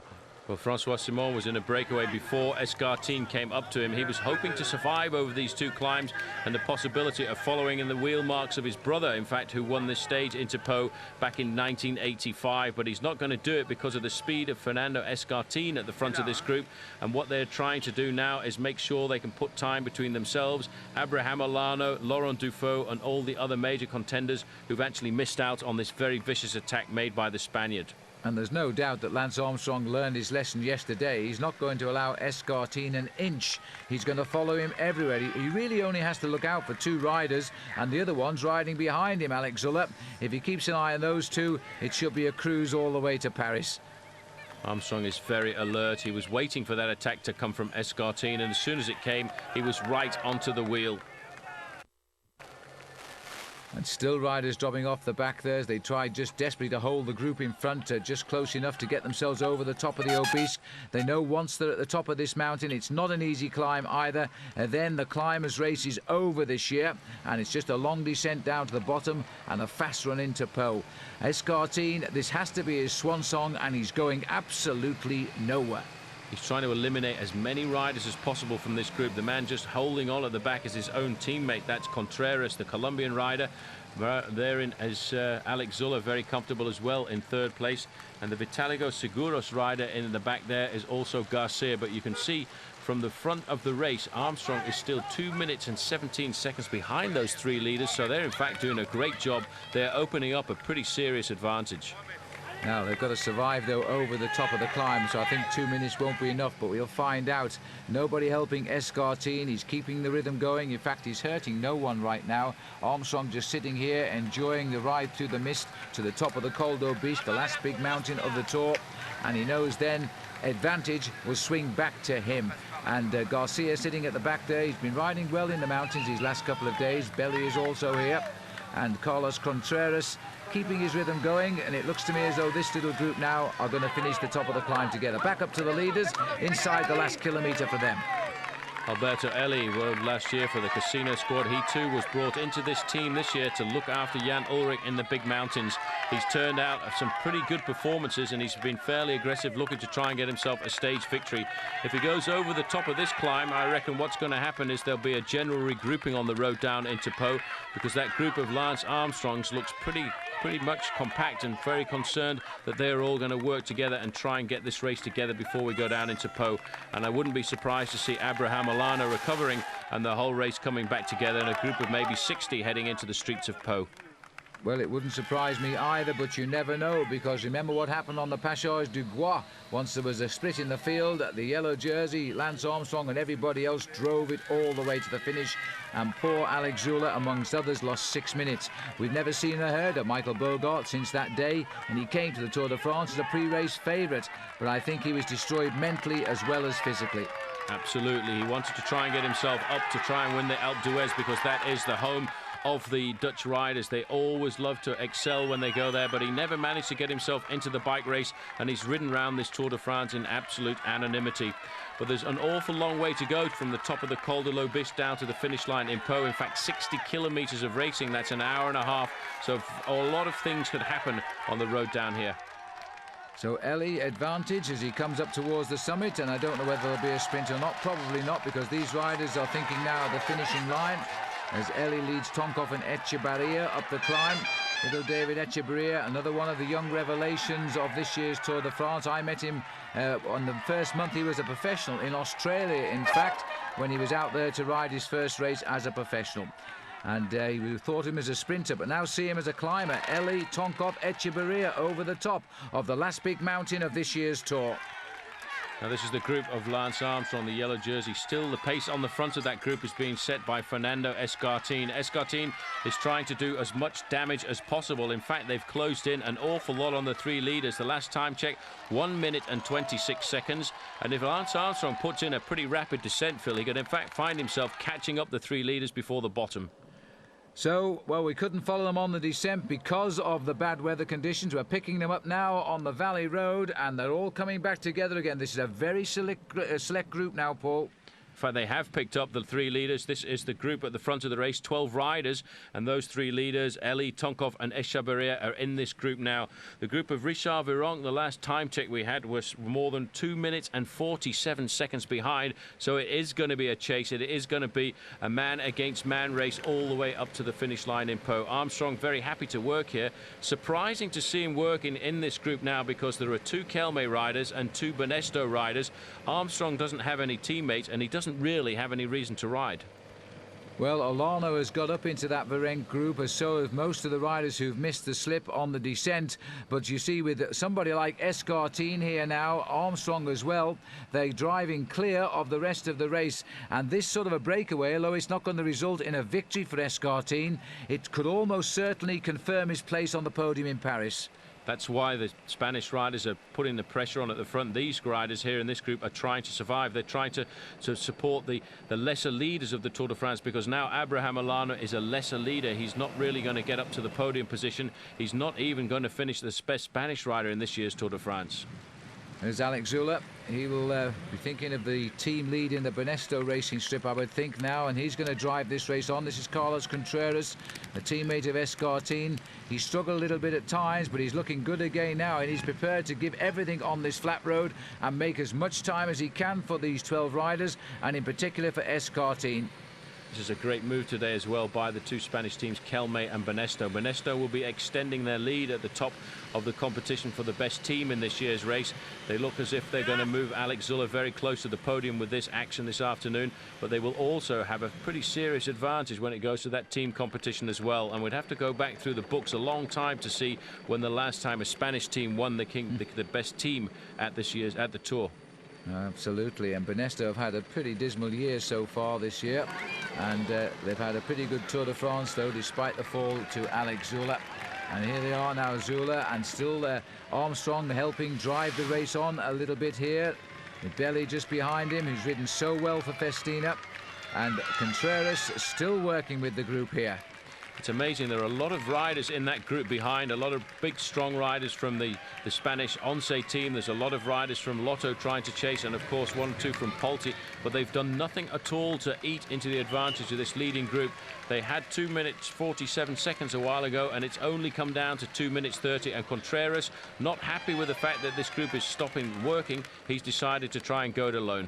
Well, we're in the streets of Po here, but Contreras has literally ridden off the front here without launching an attack.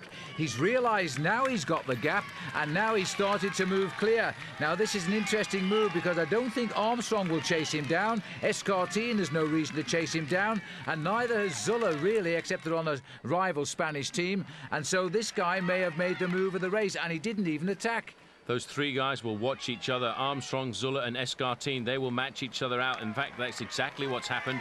This is Vinokurov who's tried to go clear for the Casino squad. Alberto Elli, I don't know where he's got all his strength from today, but he too has seen the possibility of getting a stage victory at the Tour. And David Echavarria has moved across there as well from Once. Well, Ellie, first over the Tourmalet, first over the Obese, second over the Soulor. He certainly has had a good day. Inside 4 kilometres, up a nasty little climb just there as they bring themselves into the city of Po now. And it looks like this breakaway is split for good. Contreras has created the split too. 2 riders in this group from Once. Marcos Serrano is the other rider from Once who's managed to get onto this group. And there's a Benesto rider also trying to get himself onto the back there. But this is the leading group of 3. Again, it's splitting up. Alberto Elli taking up 3rd place. He'll have pretty sore legs because he's been in the break nearly the whole of this afternoon stage. Contreras got caught out by the acceleration there. Well, after Guerini winning at Alpe d'Huez, it's not quite the Alpe d'Huez finish in Po, but we are still in the Pyrenees, and it's possible now for Ellie, as this little group of 6 is now working together and heading up towards the finish. The Benesto rider on the back is Jose Luis Arrieta. He's just managed to make contact, but if I was the team manager of Once, I would start to attack 1 at a time. They've got a great chance having 2 riders in the group, one against everyone else. Once you've attacked, you launch a counter-attack immediately afterwards if you get caught. Well, I'm not sure whether they've heard you or not, Paul, but they've certainly started to move around a bit at the front, but the attack has come from the back. It looks like Contreras has gone. On the far right, no, it's not Contreras. In fact, that is Arrieta who's gone for Benesto. And good. So he came up and he's jumped away in the finishing straight here. Not quite, but it will be shortly. Well marked then by Vinokurov, and Ellie has come on as well. So with 1 kilometre to go, this is going to go down to the sprint. Watch out for a late attack, though, from Marcos Serrano, because they will now expect the sprint to go to David Echavarria, but they don't want to leave it because after such a long stage like this, it is a very risky situation to be in. That's Echavarria getting his hand in the air. He wants his teammate to come forward to help him out. There's the attack. Serrano's going down the right-hand side. And he's been marked by Alexander Vinokurov, and they're all back together again. Now it's up to little David Echavarria if he can do anything about this. He's taken 3rd wheel. Primarily he is a sprinter, although he's shown us in this tour he's also a very good climber indeed. And it looks as though Serrano is now going to lead him out all the way to the line. But Ellie, and I don't know where he's got his strength from today, is in the best position to win this stage now as he sits on the wheel of Serrano. And watch the man on the left now, because that's David Echavarria. He will not believe it if he wins a 2nd stage of the Tour de France. He's moved right onto his teammate's wheel. He tried to, but now he's been pushed off it, and he grits his teeth and goes for it. So David Echavarria being challenged by Contreras on the left. Contreras, though, hasn't got the speed of this little man. David Echavarria continues his wonderful Tour de France. 2nd stage win for him to match the one at Saint-Flour, and there's the little dance for you as well. Now, going back down the road, the rest of the breakaway is coming in. Well, coming up to the line is Garcia for Vitaligo, but the big 3 riders in this Tour de France, Alex Zuller, Lance Armstrong and Escartin, have marked themselves out of the possibility of a stage victory. But coming up to the line, they're going to be led over by Belli, who just gets it there. And Belli putting in a great sprint just ahead of the Mapei rider, who was Pavel Tonkov. But look at this, the young man with his tongue out, and he snatches the stage victory. He celebrates his birthday during the Tour de France as well, as he now gets 2 wins, beats Contreras, Ellie and Vinokurov. Arrieta, Serrano, Belli led in the rest for 7th, including this man here, who keeps his overall lead in the Tour de France. Now he can really believe that he can win this race, but the time trial will be to his favour. 6 minutes 15 the gap over Escartin, so he comes away from the Pyrenees having lost just a little bit of time. Richard Virenque, though, is the winner of the King of the Mountains, and there's still a couple of days of racing to go, and this man continues to build a lead ever so slowly in the green jersey competition. Well done, Eric Zabel. But I think all of the riders smiling now as they leave the Pyrenees behind them. No more mountains to climb in this year's Tour de France, as the race now heads up the west coast of France, bound for Bordeaux. 141 riders still in, and the distance 200 kilometres. Hello again and welcome to the Tour de France. Well, yesterday was the last day in the mountains of this event, and it certainly was Lance Armstrong's longest day. He spent 5 hours on the bike, and then for 2 hours after that he tried to convince the media of this race that he really is riding it without chemical assistance. The team also asked the UCI, the world body, the International Cycling Union, if they would also release the confidential information on the drug tests he's given so far. Here's an extract from that statement. The UCI confirmed that the controls performed up to the 19th of July during the Tour de France have all produced negative results. The rider used the ointment Semolite, which contains triamcinolone, to treat a skin allergy. In view of all these elements, the UCI affirms in the strongest terms that such use is permitted by the rules and therefore does not constitute any form of doping. This whole situation has come about because of an article appearing in the French daily newspaper Le Monde, and this was Lance Armstrong's answer on French television last night. We're not talking about doping. We're talking about a simple skin cream. And I wanted to talk to the press. I always want to talk to, when there's a problem, I want to speak with the press. Today, there was clearly a problem. I wanted to speak to the press conference, come here on Velo Club, explain the situation. Le Monde is looking for a doping story, but there's not one. There's a story of skin cream.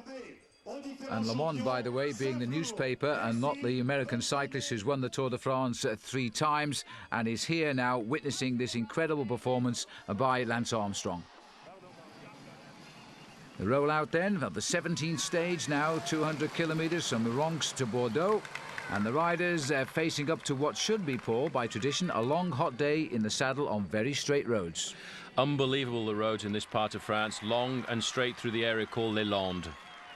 Into Bordeaux, and as we expected, the whole field coming in together. Now, can Eric Zabel at last get that stage win, which would equal the German record along with Rudi Altig? He set it. He's won 8 stages. Zabel hasn't won a stage for a couple of years. He's got his teammates to lead him out. He looks good.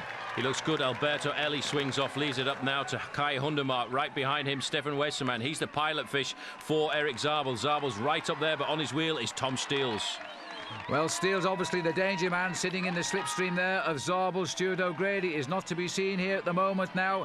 The last lead-out man, as always, is young Stefan Weissermann here. His first Tour de France. He's not that young, by the way, but he's now very, very strong. Steele's, though, is dangerous, just on the wheel of Zabel now. A little bit of hesitation, but Zabel is going now. George Hincapie's trying to get in. So, too, is Robbie McEwen. McEwen goes right, but Steele's comes through the middle and makes it look easy. Tom Steels has refound his sprinting legs straight out of the Pyrenees. The face there, Paul, of Zabel. Zabel just looked across. He knew he was beaten. As soon as he saw the white jersey of Tom Steels coming by, he knew he had nothing left to respond. Steels is certainly the fastest sprinter in the Tour over the last 50 metres. So Steels has a personal tally of 1-3 and disqualified in 1 now after winning 4 stages last year. Look at this, though. He makes it look so easy. He is so much quicker than anybody else in this Tour once he reads the sprint just right. And here is poor Stuart O'Grady. In fact, he had a crash just in the last kilometre, a little bit of a contretemps with other riders, including Robbie McEwen, and he was dumped on the ground, and as a result, he's lost all hope now of that green jersey because he got no points today. Zabel in 3rd place, George Hincapie taking 4th, and the other sprinter Martinelli just behind.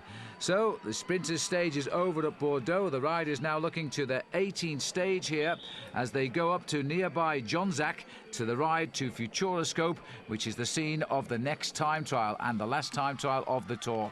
Riders rolling away, and it's a flat road all of the way here of 184.5 kilometres. And again, it should be a day for the sprinters because they need to keep themselves together. But what happened again, Phil, was the big break got clear, and running into the finish, 13 men were at the head of the race. And out front they've been for the most part of the day. They got away at 25 kilometres, and now it's all down to which one of them can win the sprint here. Nobody again, Paul, is endangering the race leader overall, but this man in the last kilometre, Gianpaolo Mondini, has got away.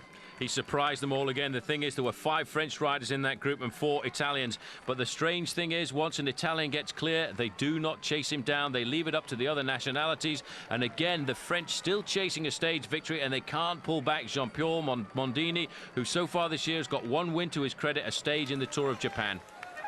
And don't forget, he wasn't coming here until about 48 hours before the race began, because the team wasn't one of the original selections. They were first reserve. Now he's going to go home with a stage win in the Tour de France, because I don't think they're going to come back to him now.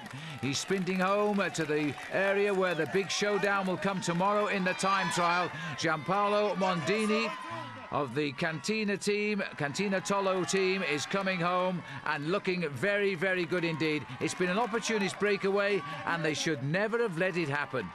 They should never let it happen. The teams of the sprinters should have controlled it. They tried to over the first 30 or 40 kilometres, keeping the pace high, but this man timed it to perfection. He's cheated all of the French riders. Again, 5 Frenchmen in that group. Jean-Cyril Robin, the white jersey, trying to come up to the line, but once again, it's going to go over the border, this time to Italy, Jean-Paul Mondini.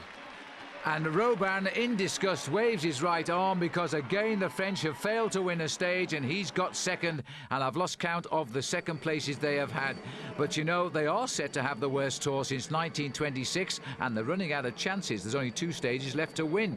But this rider won't care, because he has got his stage victory in the Tour de France, the biggest stage victory of any race he's ever had. And there are 120 riders in this sprint here now, which is for 14th place. And it looks as though Robbie McEwen is going to get the better this time of Zabel. And O'Grady was just in there off to the right as well. So he loses even more points now to Eric Zabel. There's the result of the stage. Mondini ahead of Robin Vinokourov. Piccoli again there snatching 4th place. Overall, Lance Armstrong keeps his lead, and the names behind him are just the same as they were at the start of the day.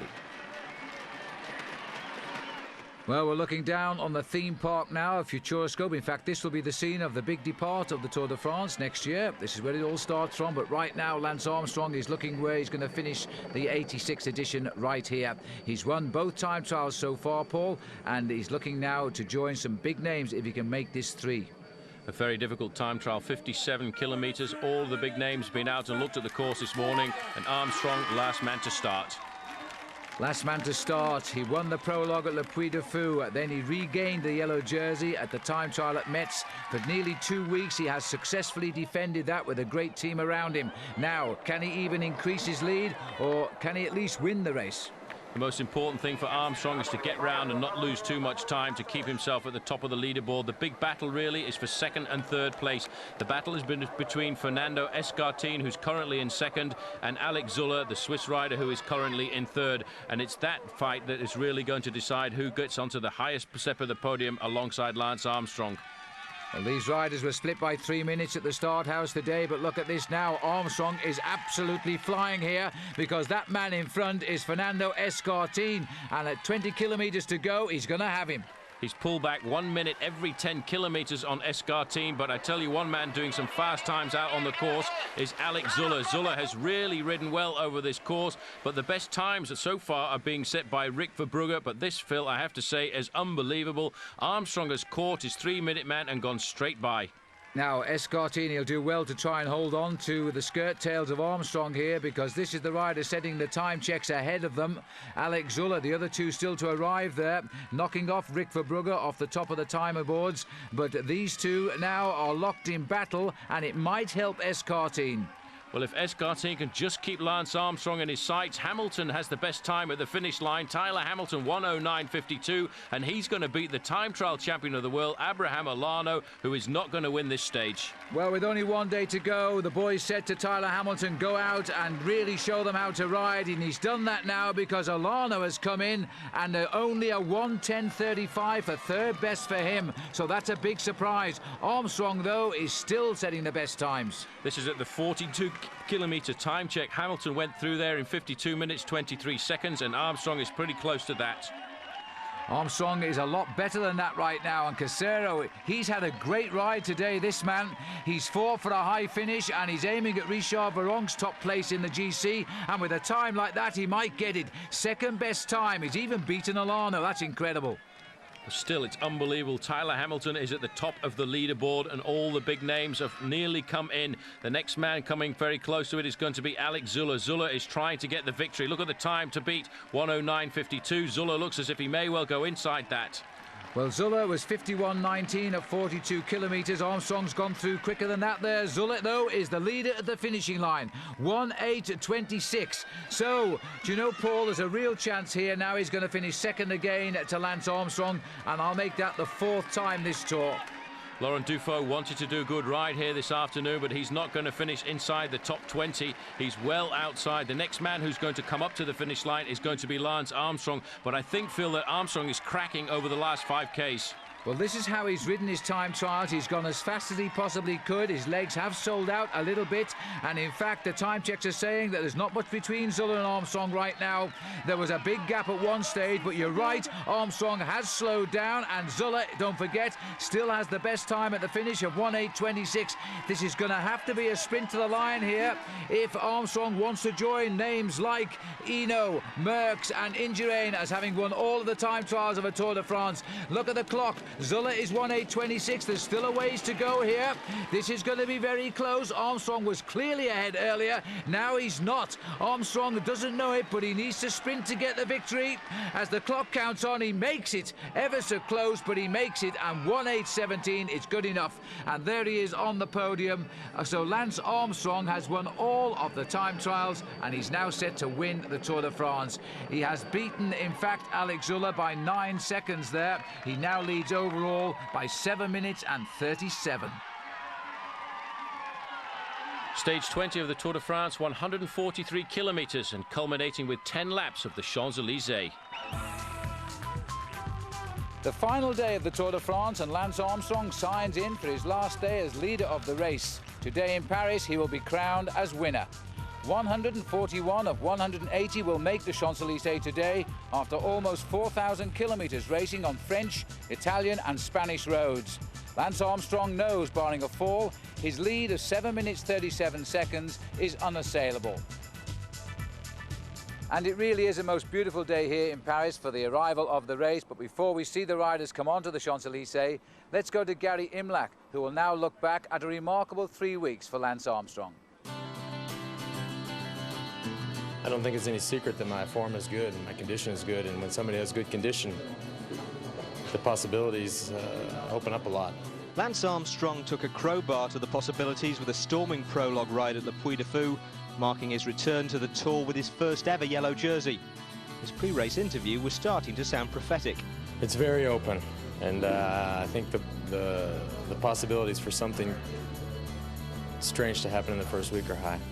Cut to stage 2 and a crash on the Passage du Gois. Lance was safely ahead of it. His main rivals, including Alex Zuller, over 6 minutes behind. It was a huge slice of luck, but not one he necessarily needed. Another storming time trial performance at Metz on stage 8 proved that. And if there were any question marks against his climbing, he removed them along with his main rivals with a majestic solo win at Sestriere. This will be some victory salute. It'll be a while before we know if it is as the winner of the Tour de France, but there are few people in this race now will doubt that. Sadly, the doubts, at least in the French press, were all about the legitimacy of Armstrong's performance, and he found himself having to defend more than the lead. I can emphatically say I'm not on drugs. Look, I understand the French have had a rough 3 weeks, and I understand that if they don't win a stage, it's the first time since 1926. But don't take it out on the medical miracle American in the yellow jersey. That's not fair. No amount of sniping can dent Armstrong's sense of achievement, though, or dilute the pride he'll feel when he hits the Champs-Élysées in yellow. To ride into Paris and have a little bike ride in the middle is unbelievable. And to think that I could wear the yellow jersey there is fantastic. It will be something that I will cherish, and hopefully something that I can do again. Well, the way he's ridden this year, a lot of people will now believe he most certainly can do it again. The final stage here, the Lanterne Rouge this year, Jackie Giron, he's found himself a little red light as he rides along. Very traditional, this bit, Paul. A lot of the riders have got themselves coloured hair as well. Everybody has a bit of fun on the last day. They're so happy to have got round the 3-week race, the almost 4,000 kilometres, 2,500 miles of the Tour de France. Jackie Durand having a bit of a laugh, but so too is the champion of France, Francois Simon. In fact, he's had a special hairdo for the day.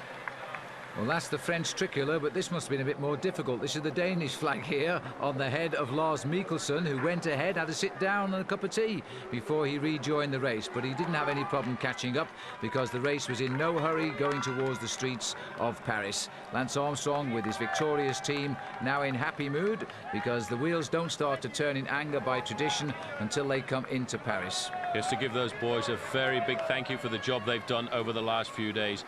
But you know, it's a great ride at the Tour de France, riding to the finish, but you always have to be very careful because when the race is not too fast, you can end up coming down. And that is Robbie McEwen, and the rider going down with him is Udo Bolt. A rather nasty fall, but happily both on the bikes and riding as the race was now ready to enter the streets of Paris. Everybody up and running. Udo Bolt, the champion of Germany, last to be pushed away. Now for the action. This is the sight every bike rider wishes for, Phil, to see the Eiffel Tower, because they realise very shortly afterwards they're going to ride onto the Champs-Élysées, and then everything happens. Everybody fights to go to the front, and it nearly always is a sprinter's dream. Down the banks of the beautiful River Seine, the Eiffel Tower, and the boys who have guided Lance Armstrong in that yellow jersey for 2 full weeks now bring him onto the Champs-Élysées, and there's no doubt now who will win the Tour de France, but we're only in doubt as to who will win the final stage. This is the Rue de Rivoli as we head now towards the Place de la Concorde. A great performance by US Postal, keeping this field all together for 2 whole weeks, looking after Lance Armstrong on every stage, and a big bunch now coming up to the line, and once again Team Telecom in control. Well, Telecom still trying to find a way through for Eric Zabel, who's going to win that green jersey for the 4th time. Zabel goes on the right. McEwen challenges him on the far right, and this is a very good finish by McEwen. He's never won a stage in the Tour de France, but he's close, and this time he's done it. Robbie McEwen gives a yelp of delight there, but the winner of the Tour de France in that big field is the American Lance Armstrong, and what a ride that has been. It'll be remembered in the millennium as one of the finest sporting achievements in the history of not just cycling, but of any sport. And there he is now as he rolls to a halt for the last time. He receives the congratulations from his teammates and from other riders as he turns in now towards the Tribune of Honour. Let's have a look at that sprint again, though, as Robbie McEwen on the far right finally got the finish he has always promised to do in his Tours de France, and that is get a stage win. He now becomes only the 4th Australian rider ever to win a stage of the Tour de France. Happy days for the man from Brisbane in Queensland as he salutes the crowd here on the Champs-Élysées and takes the winner's award. This is one he really wanted. What a turnaround for his season, and the tears are about to fall, I think. And Robbie McEwen winning ahead of Eric Zabel. He was injured at the start of the year in Paris-Nice, and he's now obviously back in good condition. Stuart O'Grady, another Australian there, getting 4th place, and Tom Steele's out of it. Didn't got it all wrong, finishing 8th. But to the man who has won the Tour de France, Lance Armstrong, only the 2nd American cyclist ever, and the greatest story you would ever wish, from day 1 when he won the prologue to today when he won the Tour. He wins the Tour by a massive margin of 7 minutes 37 seconds over Alex Zuller, who has been 2nd before and now has to be 2nd again. Fernando Escartin gets his best finish ever in 3rd. Laurent Dufaux hung on there for 4th, ahead of a fast-finishing Angel Casero and a rather limping Abraham Olano.